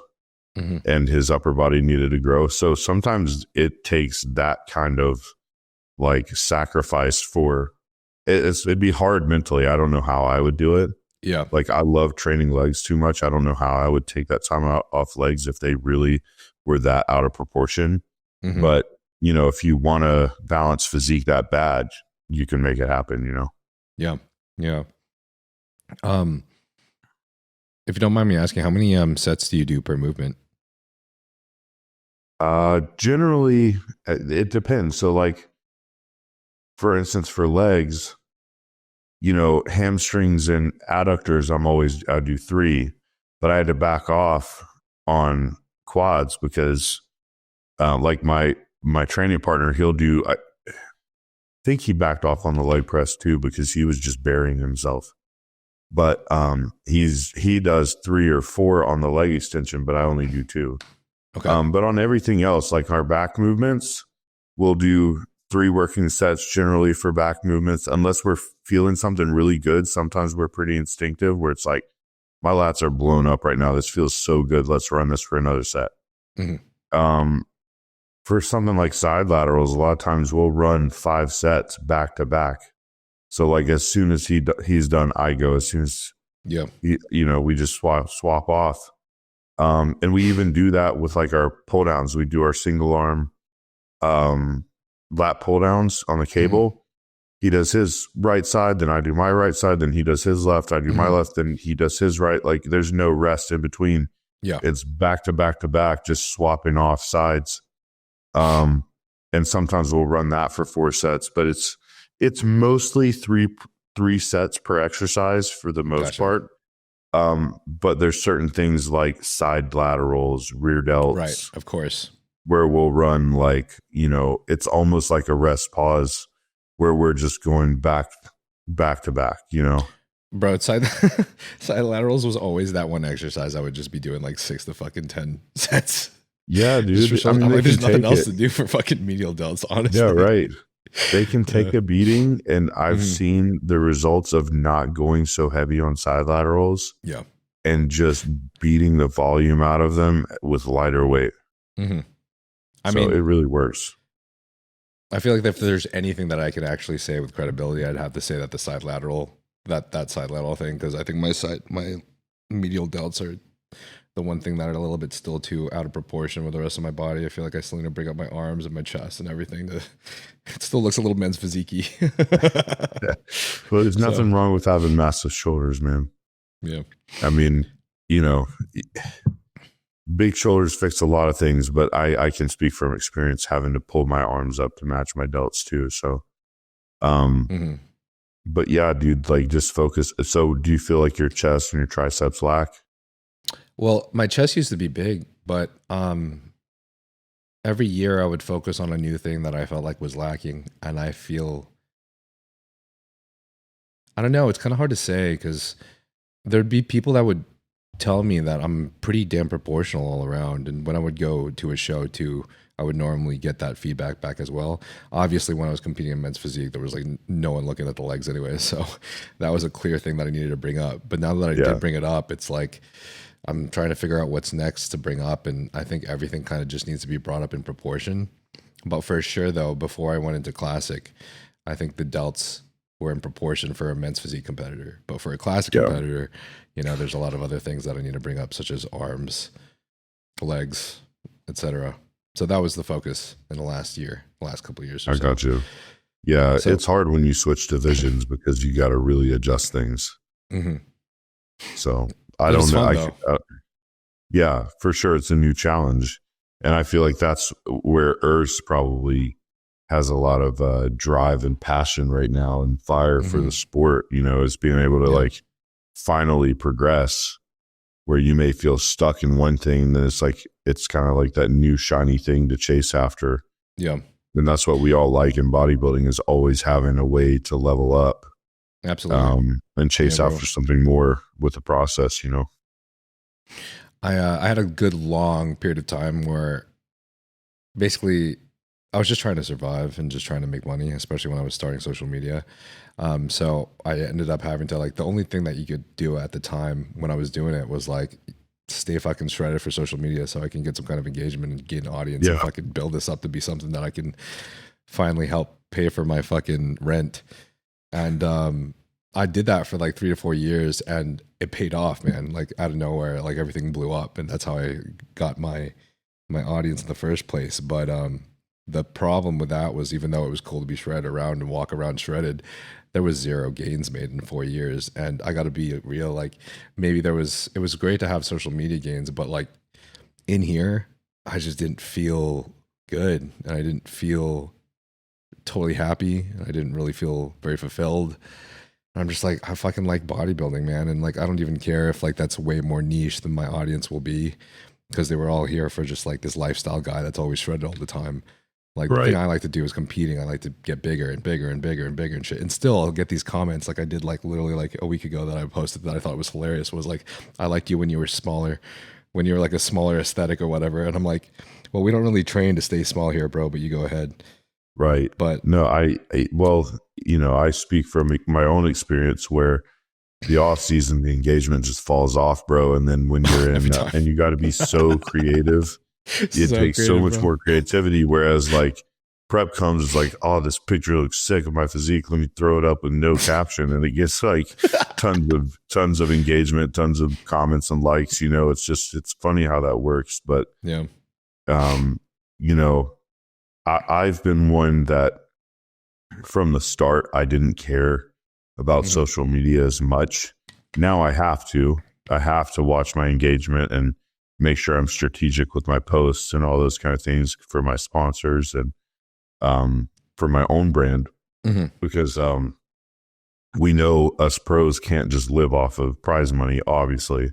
right. So we have to monetize everything. But, you know, it definitely makes it a whole lot easier when you're leaner. That is for sure. And so, but bodybuilding is never going to be mainstream. Even if once you get to a certain size, there is a point where the general population is just like, ew, that's gross. Like, I don't like this. But that's what it's all about, is like, we don't want to look like a normal human. We want to look like a freak, you know? So it's like, it's like a compliment if you think that you wouldn't want to look like me. I don't want to be that big. I hope you wouldn't want to be, because you're a normie and that would be weird. So it's like, you get to that point, bro. So I'm sure you feel much more fulfilled if this is what you want, as opposed to what, you know, the general population wants. Because bodybuilding has become more mainstream for sure, which is cool to have more fans in the sport. But at the end of the day, it's still so niche. Like, few of the Lyft drivers that I rode with in Pittsburgh a few days ago, it was like they all asked, "What are you in town for?" "Oh, well, I'm a bodybuilder, blah blah." And they really don't know. They really don't know. Most people don't know what it is still. Yeah. Unless they've tripped over some bodybuilding Instagram pages. So at the end of the day, the general population just isn't ready for what we're all trying to achieve, you know. Right. And they're always going to talk crap. Yeah. Unfortunately, broken Uber drivers all hopes and dreams because I told them that Chris Bumstead wasn't natty. For real? Yeah. It was a rough. You said that to somebody, you said? No, we broke were up. just discussing bodybuilding and everything. And like I was in this Uber with my girl and he was just like asking us what we do. And he's like, "Oh, you guys are sponsored by Young LA or whatever?" And we're like, "Yeah," because we were just wearing Young LA and all this shit. And he was just asking about all of it because he was curious, you know, and then talking about bodybuilding. And he's like, "Oh, y'all know Chris Bumstead?" And he's like, we were like, "Yeah." And he's like, "Dude, that's the physique that I want to aspire to be, bro. Like, I just think it's so crazy that he's natural and he looks like that." And then I just like didn't say anything for like a few minutes. It's like you want to be like, "Bro, are you that naive?" It was a rough, man. I didn't know how to break it to him. I felt like I was just going to let him go. So crushed. Then tell him Mike O'Hearn's natty too. But I actually wanted to ask you, now that you brought it up, but I was hoping to kind of ask you because I did not get to hear anything about this in any of the podcasts that I was listening to, but I was curious about how your bodybuilding journey started in the first place. Like what got you into this? And because I know you've been growing up to this point for quite a fucking while now, man. Yeah. So, I mean, I played basketball my whole life from age 4 up until I graduated high school, and I had never played football before, and I played one season my junior year, and I was a really good athlete. It was very quick. I was pretty strong for my size, and I had huge legs. I could hardly fit in most of the football pants that they were trying to give me. I had to wear like the lineman size pants, because my quads were so big without ever having trained them. But my upper body, bro, was like teeny tiny. So when I say I was about 165 pounds, my upper looked like I was 135 pounds. Damn. So, you know, I played basketball, and then I realized like I wasn't built for it when everybody kept growing and I didn't grow past 5'10". And then Still taller than me. What's up? Said still taller than me though. Well, yeah, we're bodybuilders, bro. Most of us are max out at like 5'9". So, but yeah, so I played basketball, played one season of football, and I realized I was like, these guys are a lot stronger than me and a lot bigger, and I really want to add some muscle on, because I would do like P90X at home and do some like athletic training and stuff, and speed and agility and all that. Fucking miss P90X, dude. Shit. Yeah, I know. Those were the days, man. But I remember watching a P90X video, and I wanted to build muscle, but I hated weight training, and I just was doing it because I was tired of being skinny. And so, you know, at the end of the P90X video, is talking about like nutrition and supplementation and creatine and all this stuff. And I'm like, dude, that's so much to learn. I'll never learn all this stuff. Like, it just seems like too tall of a task to build muscle. And so like I kept kind of half-assing that, and then played that year of football. And then the football team got me into the gym, which I had never really gotten into the gym before because I always hated it. Like if any of my basketball buddies at the YMCA wanted to go lift after playing ball, like I was like, you guys suck. I'm staying down here to shoot basketball. Like I don't want to weight train. So I finally got into it, and it was like within months of just eating and training and just applying myself to learn how to train halfway properly, my body just absolutely exploded. So like all of a sudden I've gained like 30 pounds and I look leaner. Holy shit. I was like 195 or so from 165 to 195 was so fast, bro. And How old were you? 17 when I started. Okay. So this was 12 years ago. I'm 29 now. Almost Do you 30. happen to remember how long it took from 160 to 190?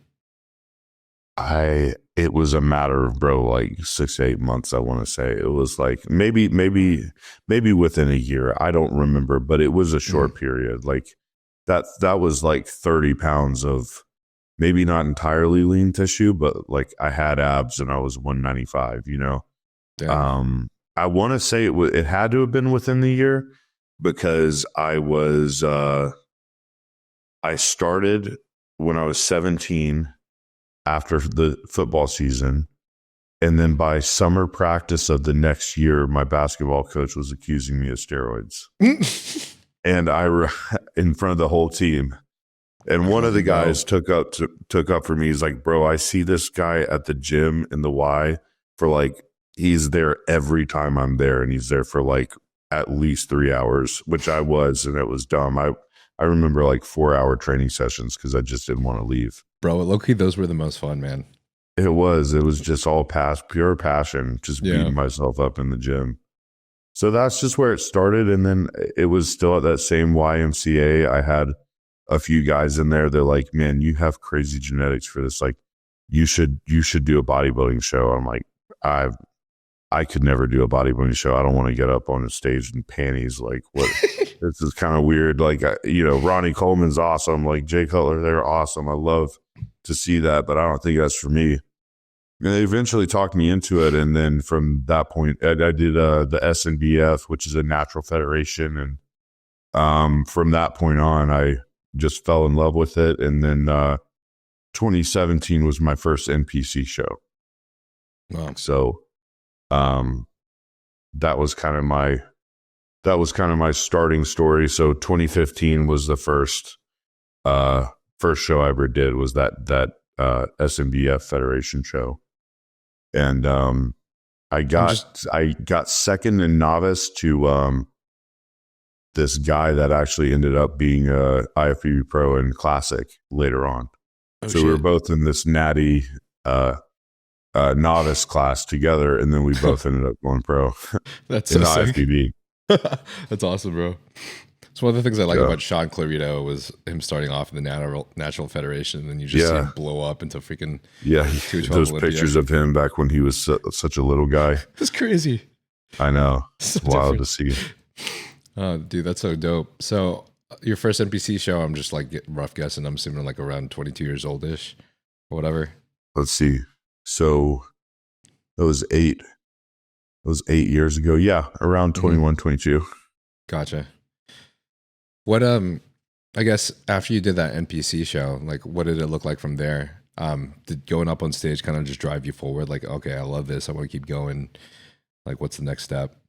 Yeah, I mean, I was very driven after that first show in 2015, but I just kept loving it more and more every time. And then what happened was after the show in 2017, I was like, all right, I want to really push this. Like, I was trying to do bodybuilding around that time and pay my way through community college and work a full-time job. And I was like falling asleep in my classes, though they were hybrid classes. So like I was doing a lot online, and I was on the dean's list every semester at community college, and I was killing it, getting all A's, but I just couldn't sustain, because I'm very like meticulous with everything I do. So I'm obsessive. So the thing that was suffering was sleep.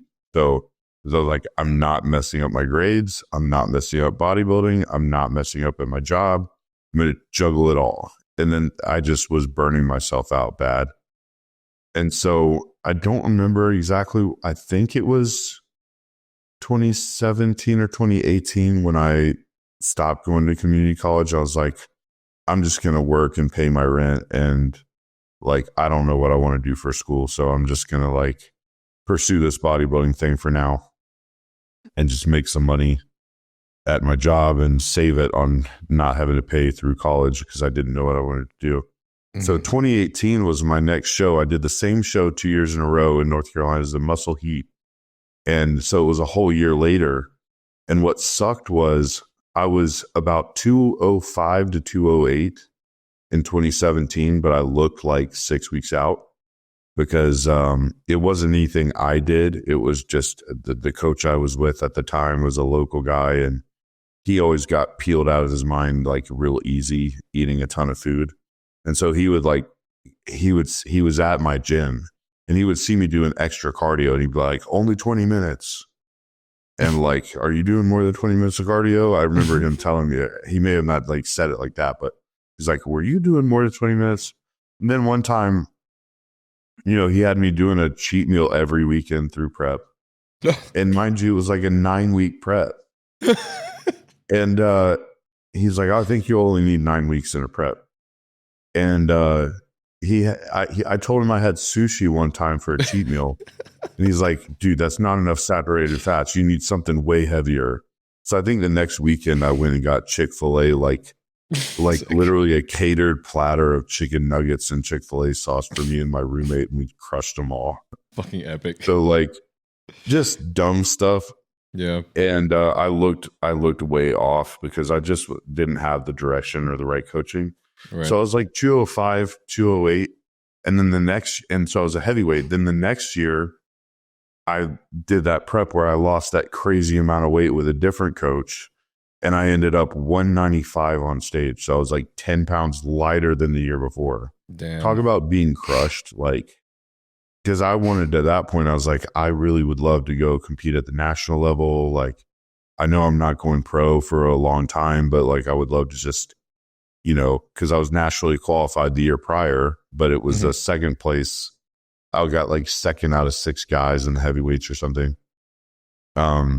And so I thought I was going to look much better the next year, and I just looked tiny, stringy, but I was peeled.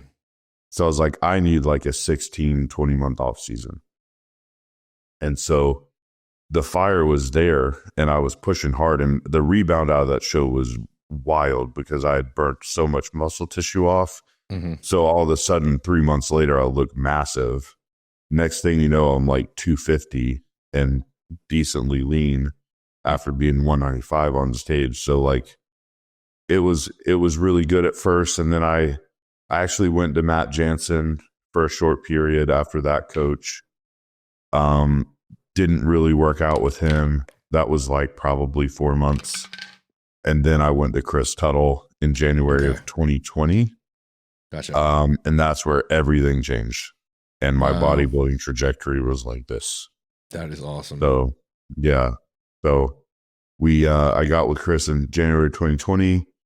And then July of 2021, I went pro and won the overall USAs.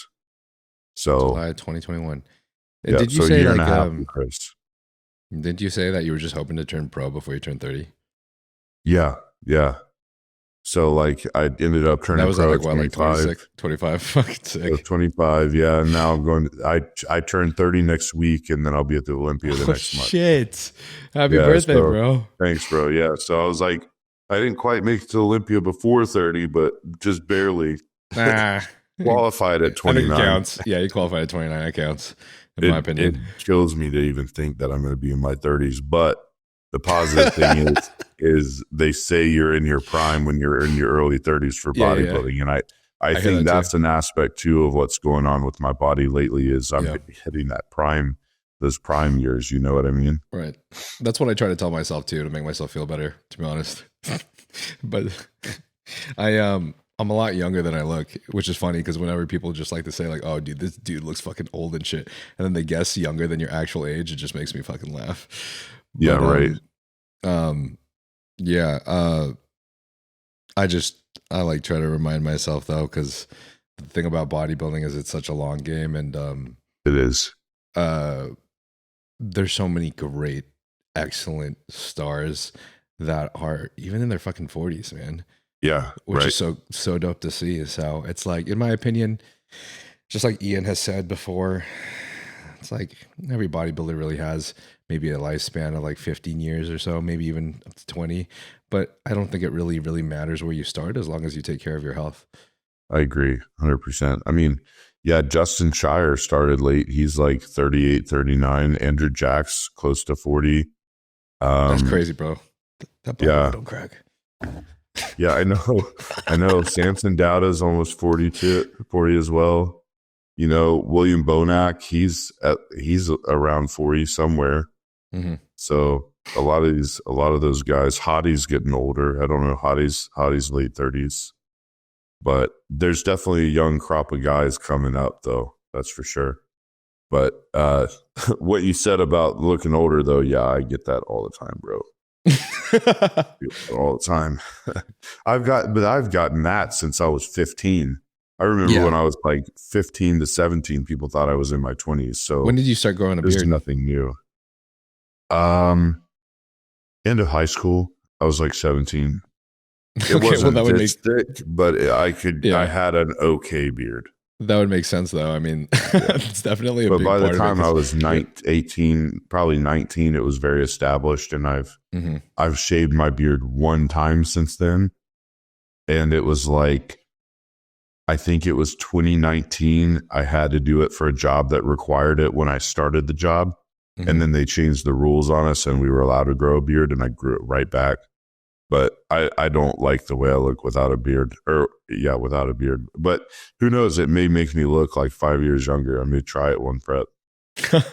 That'd be crazy, bro. And my wife will just leave me, but it's okay. It's hilarious. My girl likes the facial hair too, which is funny because Asians aren't really fans of it, but not like a giveaway. Yeah, you got good facial hair, bro. Thanks, bro. I can't do the short beard thing. My hair's not dark enough. It looks weird. I wasn't able to even grow out facial hair till I was like 26 or something. Yeah. 27? After test. Yeah. After test for sure. It was also the same thing though. Well, my dad also couldn't grow facial hair till he was 27. And it kind of hit at the same time. I still think the test was really what did it for me, but it's just kind of a cool coincidence to say that like my dad and I we started growing it at the exact same age. So yeah, that's cool. I mean, my beard grows way too fast now. It's fucking sick though, bro. And it's Thank fitting. you, man. I think it fits the whole ambiance. Thank you. God, there's more things I want to ask, but honestly, are you down to just jump to the Q&A? Yeah, man. I know you got some meals that you got to fucking get in. So yeah, I appreciate it, bro. We're like coming up on 4 weeks out, so the time is. But I got a few minutes for sure. All right, cool. There's so many fucking questions. Joe Candela asks, "What was your worst binge of all time?" All the details. Worst binge? Yeah. Oh man, I do remember this one. I had it was after that 2018 prep. I had an extra large pizza from Papa John's to myself, and I probably had like some cheese sticks or something too. And then I had a dozen donuts from Krispy Kreme to myself. Oh. And then I was still like, that's all I had. I planned for the cheat meal. And then there were some Fruity Pebbles in the house that me and my roommate were at. So I had all the Fruity Pebbles that were left. I found a little bit of cereal that was left from another box. I went into the freezer, and there was like a Breyer's tub of Rocky Road ice cream that had maybe like this much left, and it was freezer burnt. So I popped it in the microwave for like 10 seconds to get the freezer burn to melt, ate that, and dumped peanut butter into that before I ate it. And then there was a Halo Top ice cream, which I was like, this sucks, but I'm eating more, so let's go. And so I ate like a whole pint of Halo Top after that. And I was so sick that I was like, I couldn't lay down. I couldn't sit down. I couldn't stand up. Like everything was so uncomfortable. I just was like curled up in a ball in my bed. And I'm not lying to you. I had a protein bar in my hand laying down in bed about to go to sleep because that was all that was left in the house that was sweet. Was this protein bar from the show. That's fucking so sick. That was my worst binge ever, and I never did that again. It's crazy. I fucking love that you have such a sweet tooth, bro, because I do too. Right. Bro, my training partner nicknamed me this, and now everybody comments this on my stuff. He calls me a sugar fairy. And so, because like I love Truvia, I use the Truvia packets instead of like actual stevia. They taste the best, and I use that. Mm-hmm. I do my waffles in the morning with my sugar-free syrup. Like my pre-workout meal is the meal before I got on this podcast was chicken, rice, cinnamon, bananas, and sugar-free syrup. Dude, that sounds like me. Yeah, so That's good. awesome. Bro, when I was young, back when I was in competing in college, I would literally pour sugar-free syrup all over my chicken so I could pretend it was chicken and waffles. You want to know something crazy though? Yeah. My wife was so crazy, like over dieted in her prep, that she put sugar-free syrup on her tilapia. Not lying. She was consistently doing it. It wasn't a one-time thing. I haven't consistently done it, but I have done that once. Was it good? Because I can't imagine it would be good. It wasn't good, but it was better than tilapia without anything on it at the time. I guess so. Yeah, I guess so. That's so funny, bro. Yeah, that was my worst binge. I've had some other binges in the past, but luckily I've grown past that, thankfully, because I do not respond well to that. Yeah. I bet. Like, bro. I know some guys that can eat whatever they want, like Hunter Labrada. I know he eats a lot post show, and that dude just soaks up into the muscle. Like, he doesn't crazy. Even, it looks like, because after Texas Pro 2023, I ate decently hard, and he told me he had so much food, ate so much junk. And we posed together the next day at Destination Dallas, and I was all watery, and he was just as hard as he was on stage, like hard as nails, just full as a house. Some people are different that way. That's crazy, man. Yeah, I don't have those genetics either, which is what I want to tell Patrick, because Patrick likes to fucking take that off season hard and fast, like after prep, which is it's just tough, because I'm like, man, I feel like I'm someone that needs a reverse. Like, I feel like I've always done best and gained the most on a reverse. My body composition gets destroyed quick, bro, because that fat kid genetics just doesn't really go away, you know. And I get it, bro. Makes me wonder. There's been a lot of people bringing up the idea of retatrutide, even in the off season at a low dose. I thought about it, dude. Like, it just helps manage your blood sugar. So imagine that, you know, helping fucking glycogen disposal and everything. I was literally talking about the possibility, because I haven't used it yet, but I thought about trying it for a post-show phase, for the health aspects and for the insulin sensitivity, and not feeling like I need to eat a dozen donuts. I do not think there would be any bad thing that would come out of that. I don't think so either. I really want to try it. Plus, I got a peptide sponsor, so it's like, might as well. Yeah, for sure. Bro. They're really good. For sure. I think it would be very helpful. All right. Kind of talked about this already. Darren Farrell, IFBB Pro, asks, what are the changes you made from last year to this to grow so much? I think we kind of discussed that a little bit. Yeah, we kind of did, but, you know, overall, just like staying lean for a long time, getting my body really healthy, being fresh, and just matching my recovery to my training to my recovery as much as possible, and extremely prioritizing sleep. That was the one thing I don't think I mentioned during the podcast, was like, usually in the off season, I start getting lazy about my schedule, and next thing I know, I'm going to bed at midnight, 1 o'clock every night. Yeah. This off season, it was like, I'm in bed at 10:30, 11 at the absolute latest every night. And I was like anal about that. So I was getting like 8.5 hours of sleep almost every night, all through the off season until prep. And now it's like, my body just wakes up, but sleep was very important too. So we kind of answered that before, but to answer that question too, with a little extra, how important sleep is, that I really learned that this year, and I've never been that consistent with it before. I've always had issues with sleep, like my entire life as well. And I feel like, to be honest, I was just like, you know what, just because this is anticholinergic, I can supplement with some choline supplements, but adding a little bit of like antihistamine before bed, like doxylamine, I don't know. Yeah, I feel like it changed the game for me, man. Like, I can sleep through the night now, and I'm recovering better. I'm feeling better every day.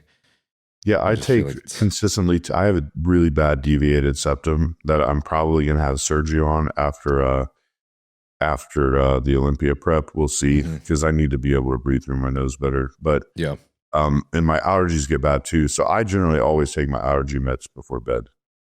And I feel it helps me sleep too. Oh, obviously, if you take a Benadryl, it's going to knock you out. But like, I take Zyrtec right now, and I don't know if that is supposed to. It's a non-drowsy, but I still take it always before bed. But I'm sure The drowsy ones will definitely help knock you out. They do, for sure. They did. But have you ever tried taking high amounts of GABA? I have. Okay. And that helps me. It helps me as well.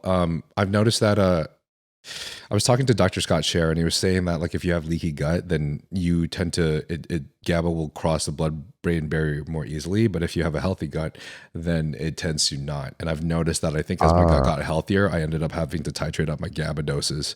Gotcha. But now when I'm doing like 3 grams of GABA, it'll help a lot, and I'll actually be able to feel that. Well, I take a conglomerate of things, so I don't really know what exactly it is. Yeah. And I'm not trying to just plug my sponsor, but I'm big on for staying asleep. The biggest thing that's been the help for me is Uprising has this product called Descend. And me and my wife both take 2 of those before bed. And it's the only thing that has helped me stay asleep during prep, because otherwise I'm up to pee every couple of hours. You don't remember what the list is, do you? Or what's in it? Well, it's a metragine supplement. I don't want to say too much to get your YouTube messed up if I use the K word. Okay. Are you? I'm sure maybe you're Kratom. Are you allowed to talk about that on YouTube? Yeah. Okay. Yeah, bro. I didn't know. I don't ever want to get you banned. I appreciate know they're weird about certain stuff, but yeah, I've talked about it a fuck ton. It's a Kratom supplement. Yeah. Okay. Gotcha. Wow, that's cool. Instagram was weird about it for a bit, but now they seem to be chilled out. But dude, it's such a it's a 30% isolate metragine, I think, whereas like the one I use for pre-workout is like 70 or something like that. So it helps bring you down and helps you chill out. But it also it keeps you knocked out. The sleep, this different. I don't use it as much in the off season unless I need it, and I'll maybe use one. But in prep, it's like I have to have it. It's such a game changer for keeping me asleep. That's awesome. Okay, that's cool to hear. I'm assuming you don't really have any issues elsewhere with it because it's just a small dose taken before bed anyways. Exactly. Yeah, some people will say like you could have some like digestive, like constipation issues with it, but obviously there's people that talk about the addictive properties, but that's generally with that 7-hydroxymetragine that people are taking, which is basically a synthetic morphine. It's pretty terrible.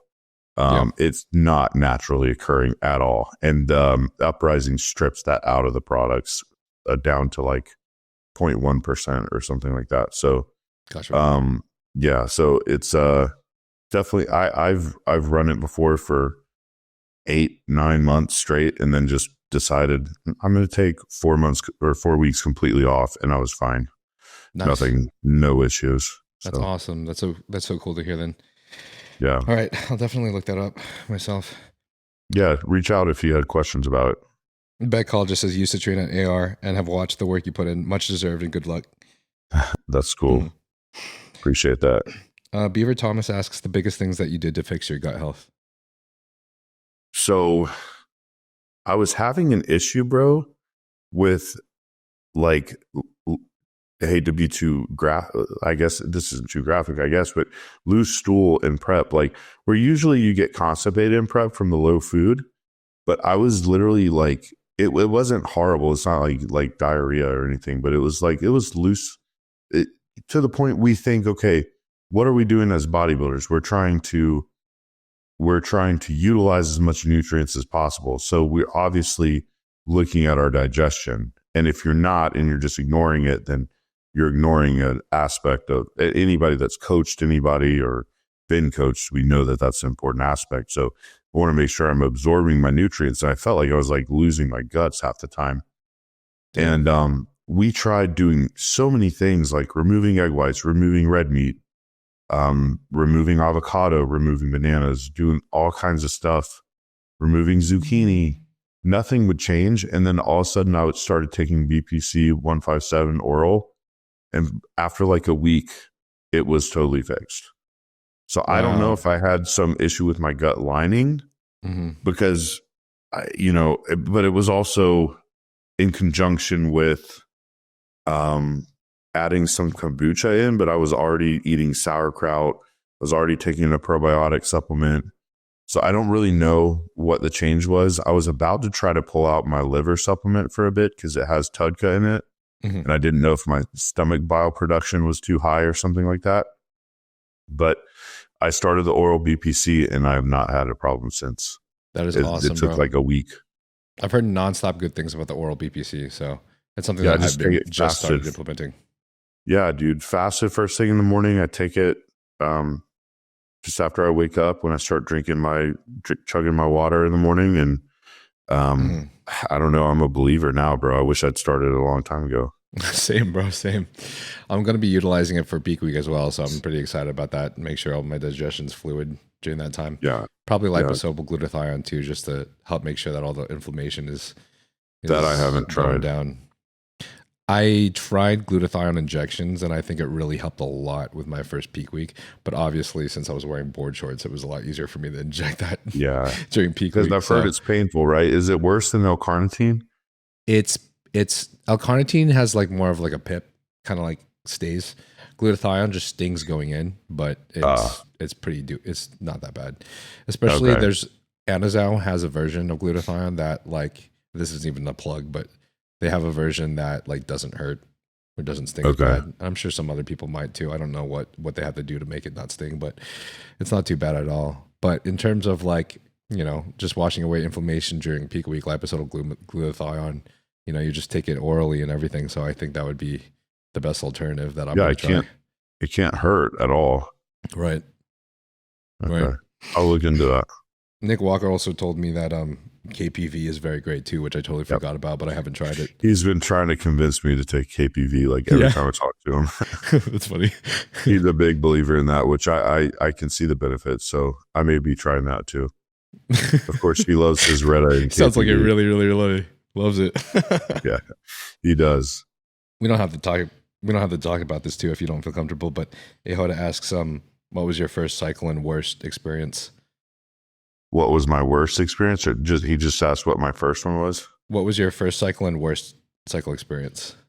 So I will say first one came out the gate swinging too high from what I would suggest other people do. Okay. This is cool. My first, he never prepped me for a show, but this coach wanted me on test EQ and Anadrol, which I told him, no way am I taking Anadrol. Mm-hmm. He's like, why not? You'll blow up. And I'm like, exactly. I'm not taking that. I'll stick with the test and EQ, but even that was high, bro. And so I went like here with my first cycle, and then my next one was like here. So it was 500 of each. And so starting out swinging with a gram, you know, like, so that was irresponsible. But I would say after that, I didn't have like a worst cycle. Overall, everything, the one in 2018 was probably bad, I would say. I don't care to be transparent at this point, as long as you don't make some clip out of it and post it all over Instagram. Easy job, but won't do. So, dude, get this. 2018, I was on 700 Tren per week, and now I run like 260. Isn't that hilarious? I hear this so much, bro. That so many people. I mean, there's some guys. Obviously, there's one guy I've heard of that will keep running this high of a dosage, but most guys I've heard that are been fucking super successful have run 700 or more and regretted it and have dropped the dose and feel great at anywhere from 100 to like 300. I couldn't sleep. Now I sleep pretty good, but even when I go from like 150 to 200 plus, like I feel a difference in my sleep. Mm-hmm. But we don't go, there's no reason to go crazy with that. Like it really is so strong. Like you don't need much. And these people are entirely irresponsible and they don't want to hear it. They're like, oh, he's lying, whatever. Like, but truly I had that experience and I was using that amount and I still lost 60 pounds in my prep. So it's like, it goes to show you if you're not responsible and you don't take care of the things, like you just run your fatigue into the ground and strip yourself down to 0 carbs and just rely on throwing anything that sticks to the wall, or doesn't, like, and just run a bunch of gear. Like, it doesn't work, bro. Right. I was 195 pounds and now I'm running way less of that compound, like a quarter to a half, not even a half. And I'm going to the Olympia stage. So, like, just at least for a lesson to these younger guys, it's just not worth it. Like, yeah. And it's only ever in the last stages of my prep either. It's just, there's a responsibility aspect to all of this that has just gone out the window for some guys that don't want to believe that the top guys aren't using what these guys will come out with these videos. Oh, this is what the pros are taking. And then everybody believes them when they really don't know. They just don't know. Yep. So, like, this prep, for the most of my prep it's been 75 mgs of orals. Like, most people don't want to hear that either. Mm-hmm. And they don't believe that. But it's like, people just don't understand it should be minimum effective dose, not how much can I possibly take. So I think that I can say but I can just say my worst experiences was before Chris Tuttle, when Chris Tuttle took over everything and helped me be healthy and responsible. I love that. I think that's super valuable for anyone listening, because I have a lot of guys in the audience that are younger as well, and a lot of guys that are like still natural and thinking about bodybuilding in the future. And that's kind of like my favorite thing about this podcast is I've been able to connect with a lot of these guys, and they've like told me personally through DMs and everything that they've realized like this has put so much things into perspective. Like, there's so many guys that told them that they need to run all of this shit, and then they realize like a lot of it just isn't true, man. Like, there's a lot of I think the world is changing, and like there's the bodybuilding industry is becoming a lot more aware of health and blood work and all of these things, and how important it is to manage all of this. Fatigue is one simple example with training, but there's still some out there. So I think that's the biggest purpose of my podcast, because I've done things that were really stupid in the past too, that hurt and bit my ass. And I'm learning now that by prioritizing my health in every way possible, I've not only felt the best, and I not only perform the best every day, even in a mental space, but I'm looking pretty much my best as well. And as much as like maybe 5% of my audience probably won't believe it, but as shocked as I am, Patrick has me on, aside from Proviron, I haven't been taking any orals, which was shocking to me, because normally I'm on Winstrol by this time, right? Right. But he just didn't want to throw the Winstrol in, and I'm on. So that makes it so that I'm on less total gear than I was last year with Kyle. But I've also noticed, even though I am becoming lighter than I expected, I also have a less inflamed look. So I feel like the glute lines and certain lines are a little deeper. I feel like that'll be good for Classic. Yeah. So, I mean, it's good for every division. You want a clean look, and a healthy body produces a clean look. Mm-hmm. And a lot of people will reach out to me and say, you just have this clean look. Your skin texture looks different. You don't like hold water, like you look dry and separated and all this stuff. It's because I've prioritized my health, and there's a right way to go about doing this, and there's definitely a lot of wrong ways to go about doing it. Yeah. And usually the hard way that takes longer is the right way, but it requires patience and diligence. So I agree, bro. Yeah. I kind of feel bad because there's a lot of questions that I feel like we're probably not going to get to. But it's okay. We can do a couple more. Okay. All right. I'll just do a couple more. We could do quick fire real quick. Okay, let's do it. Everyone wants to know how you brought up your lagging body parts. It's hilarious. Yeah. Bro, your lats literally got, like, even from the front pose and your most muscular, like, it's very clear how wide your lats got. Thank you, man. It's pretty dope. Thank you. I have to thank my training partner a lot for that, because one thing I always say is you have to learn from somebody that brought up a bad body part and made it a great body part. Mm-hmm. So my training partner, Justin, he used to have a really weak back, and now his lats are striated from like his armpit to his hip. And he's just got this crazy freakish thick back. So he taught me a lot of his ways of growing back, and kind of riding that line between like ballistic training, but also some of the not so hardcore single arm cable row and single arm pull downs and that kind of thing. So that's a lot of how I pulled up my back. And there's a lot of videos on YouTube if you guys want to check them out, especially on the Gasp Iron World channel. They've done a ton of back videos with us. And on my YouTube, there's like some good raw back workout videos on there too. I'm going to check those out for sure. I freaking love training back, man. I feel like the single arms have been helping me a lot with my lats for so many years now too.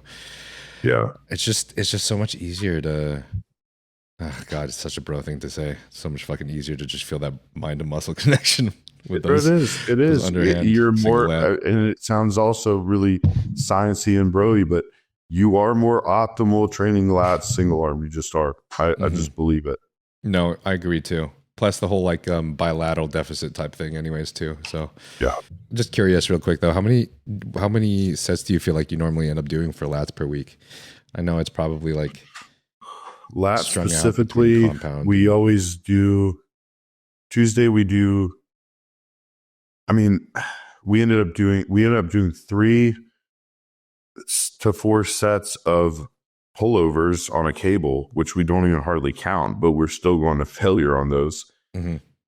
So we'll say 3 there, 3 pull down, that's 6, 3 rows, that's 9. Then we're usually doing stuff for upper back, but then we have a mid back pull down that's kind of some lats. So that's 9 on Tuesday. And then on Saturday, we usually do probably another 9 lat, maybe like 7 to 9 lat specific on Saturdays. But then the rest is like upper back. That's pretty sick. Yeah. I know it differs per person and everyone responds to different volumes, but I'm around the same ballpark when it comes to actual growing. I normally end up having to hit around 8 per sesh twice a week. Yeah. That's where I grow most. Yeah. Yeah, I feel like the volume works. Christian Hennessy asks to explain the role that your faith plays in your life. You too, with the adversity you faced. Yeah, so man, my faith is the biggest part of my life. So, my faith in God drives me to have a bigger purpose than just me. Bodybuilding can be a very selfish sport, and I love that a lot of people ask me about this because I can come alongside other people that want to develop their faith and, and ask me questions and ask for prayer or whatever it may be. It gives me a higher purpose than just bodybuilding because I feel like God allowed me these blessings and these gifts for a reason and not just to use them selfishly. So I don't like to just, say, oh, cool, I get to all this for me. Like I feel a purpose where, somebody comes up to me in the gym and has something going on with their life. I want to be able to, talk to them about it, pray for them.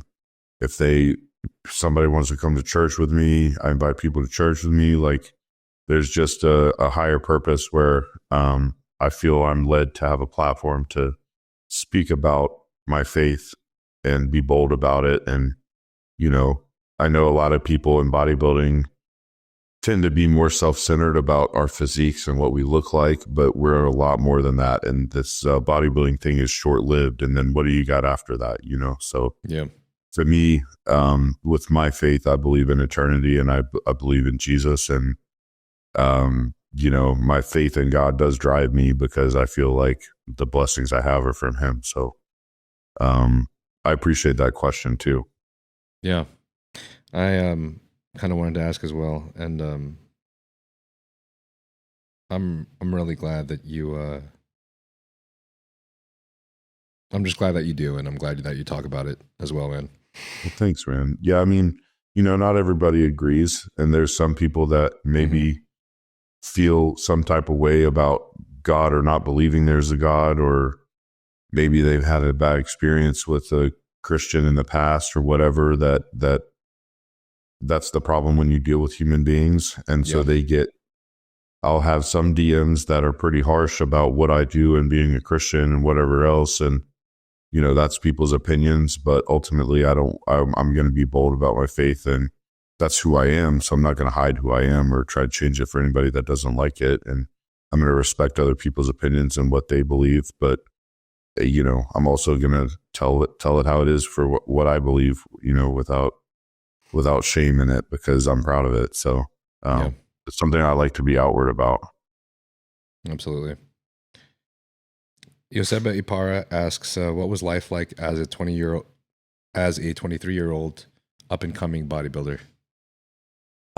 It was just chasing a dream, man. So 23 was probably that in between time between my show in 2018, when I would have been about 22, and I was just chasing off-season games hard, bro, eating, training, loving the life of just being trying my best to get to a national stage, and so around that time was trying to figure myself out. And I guess what year was that?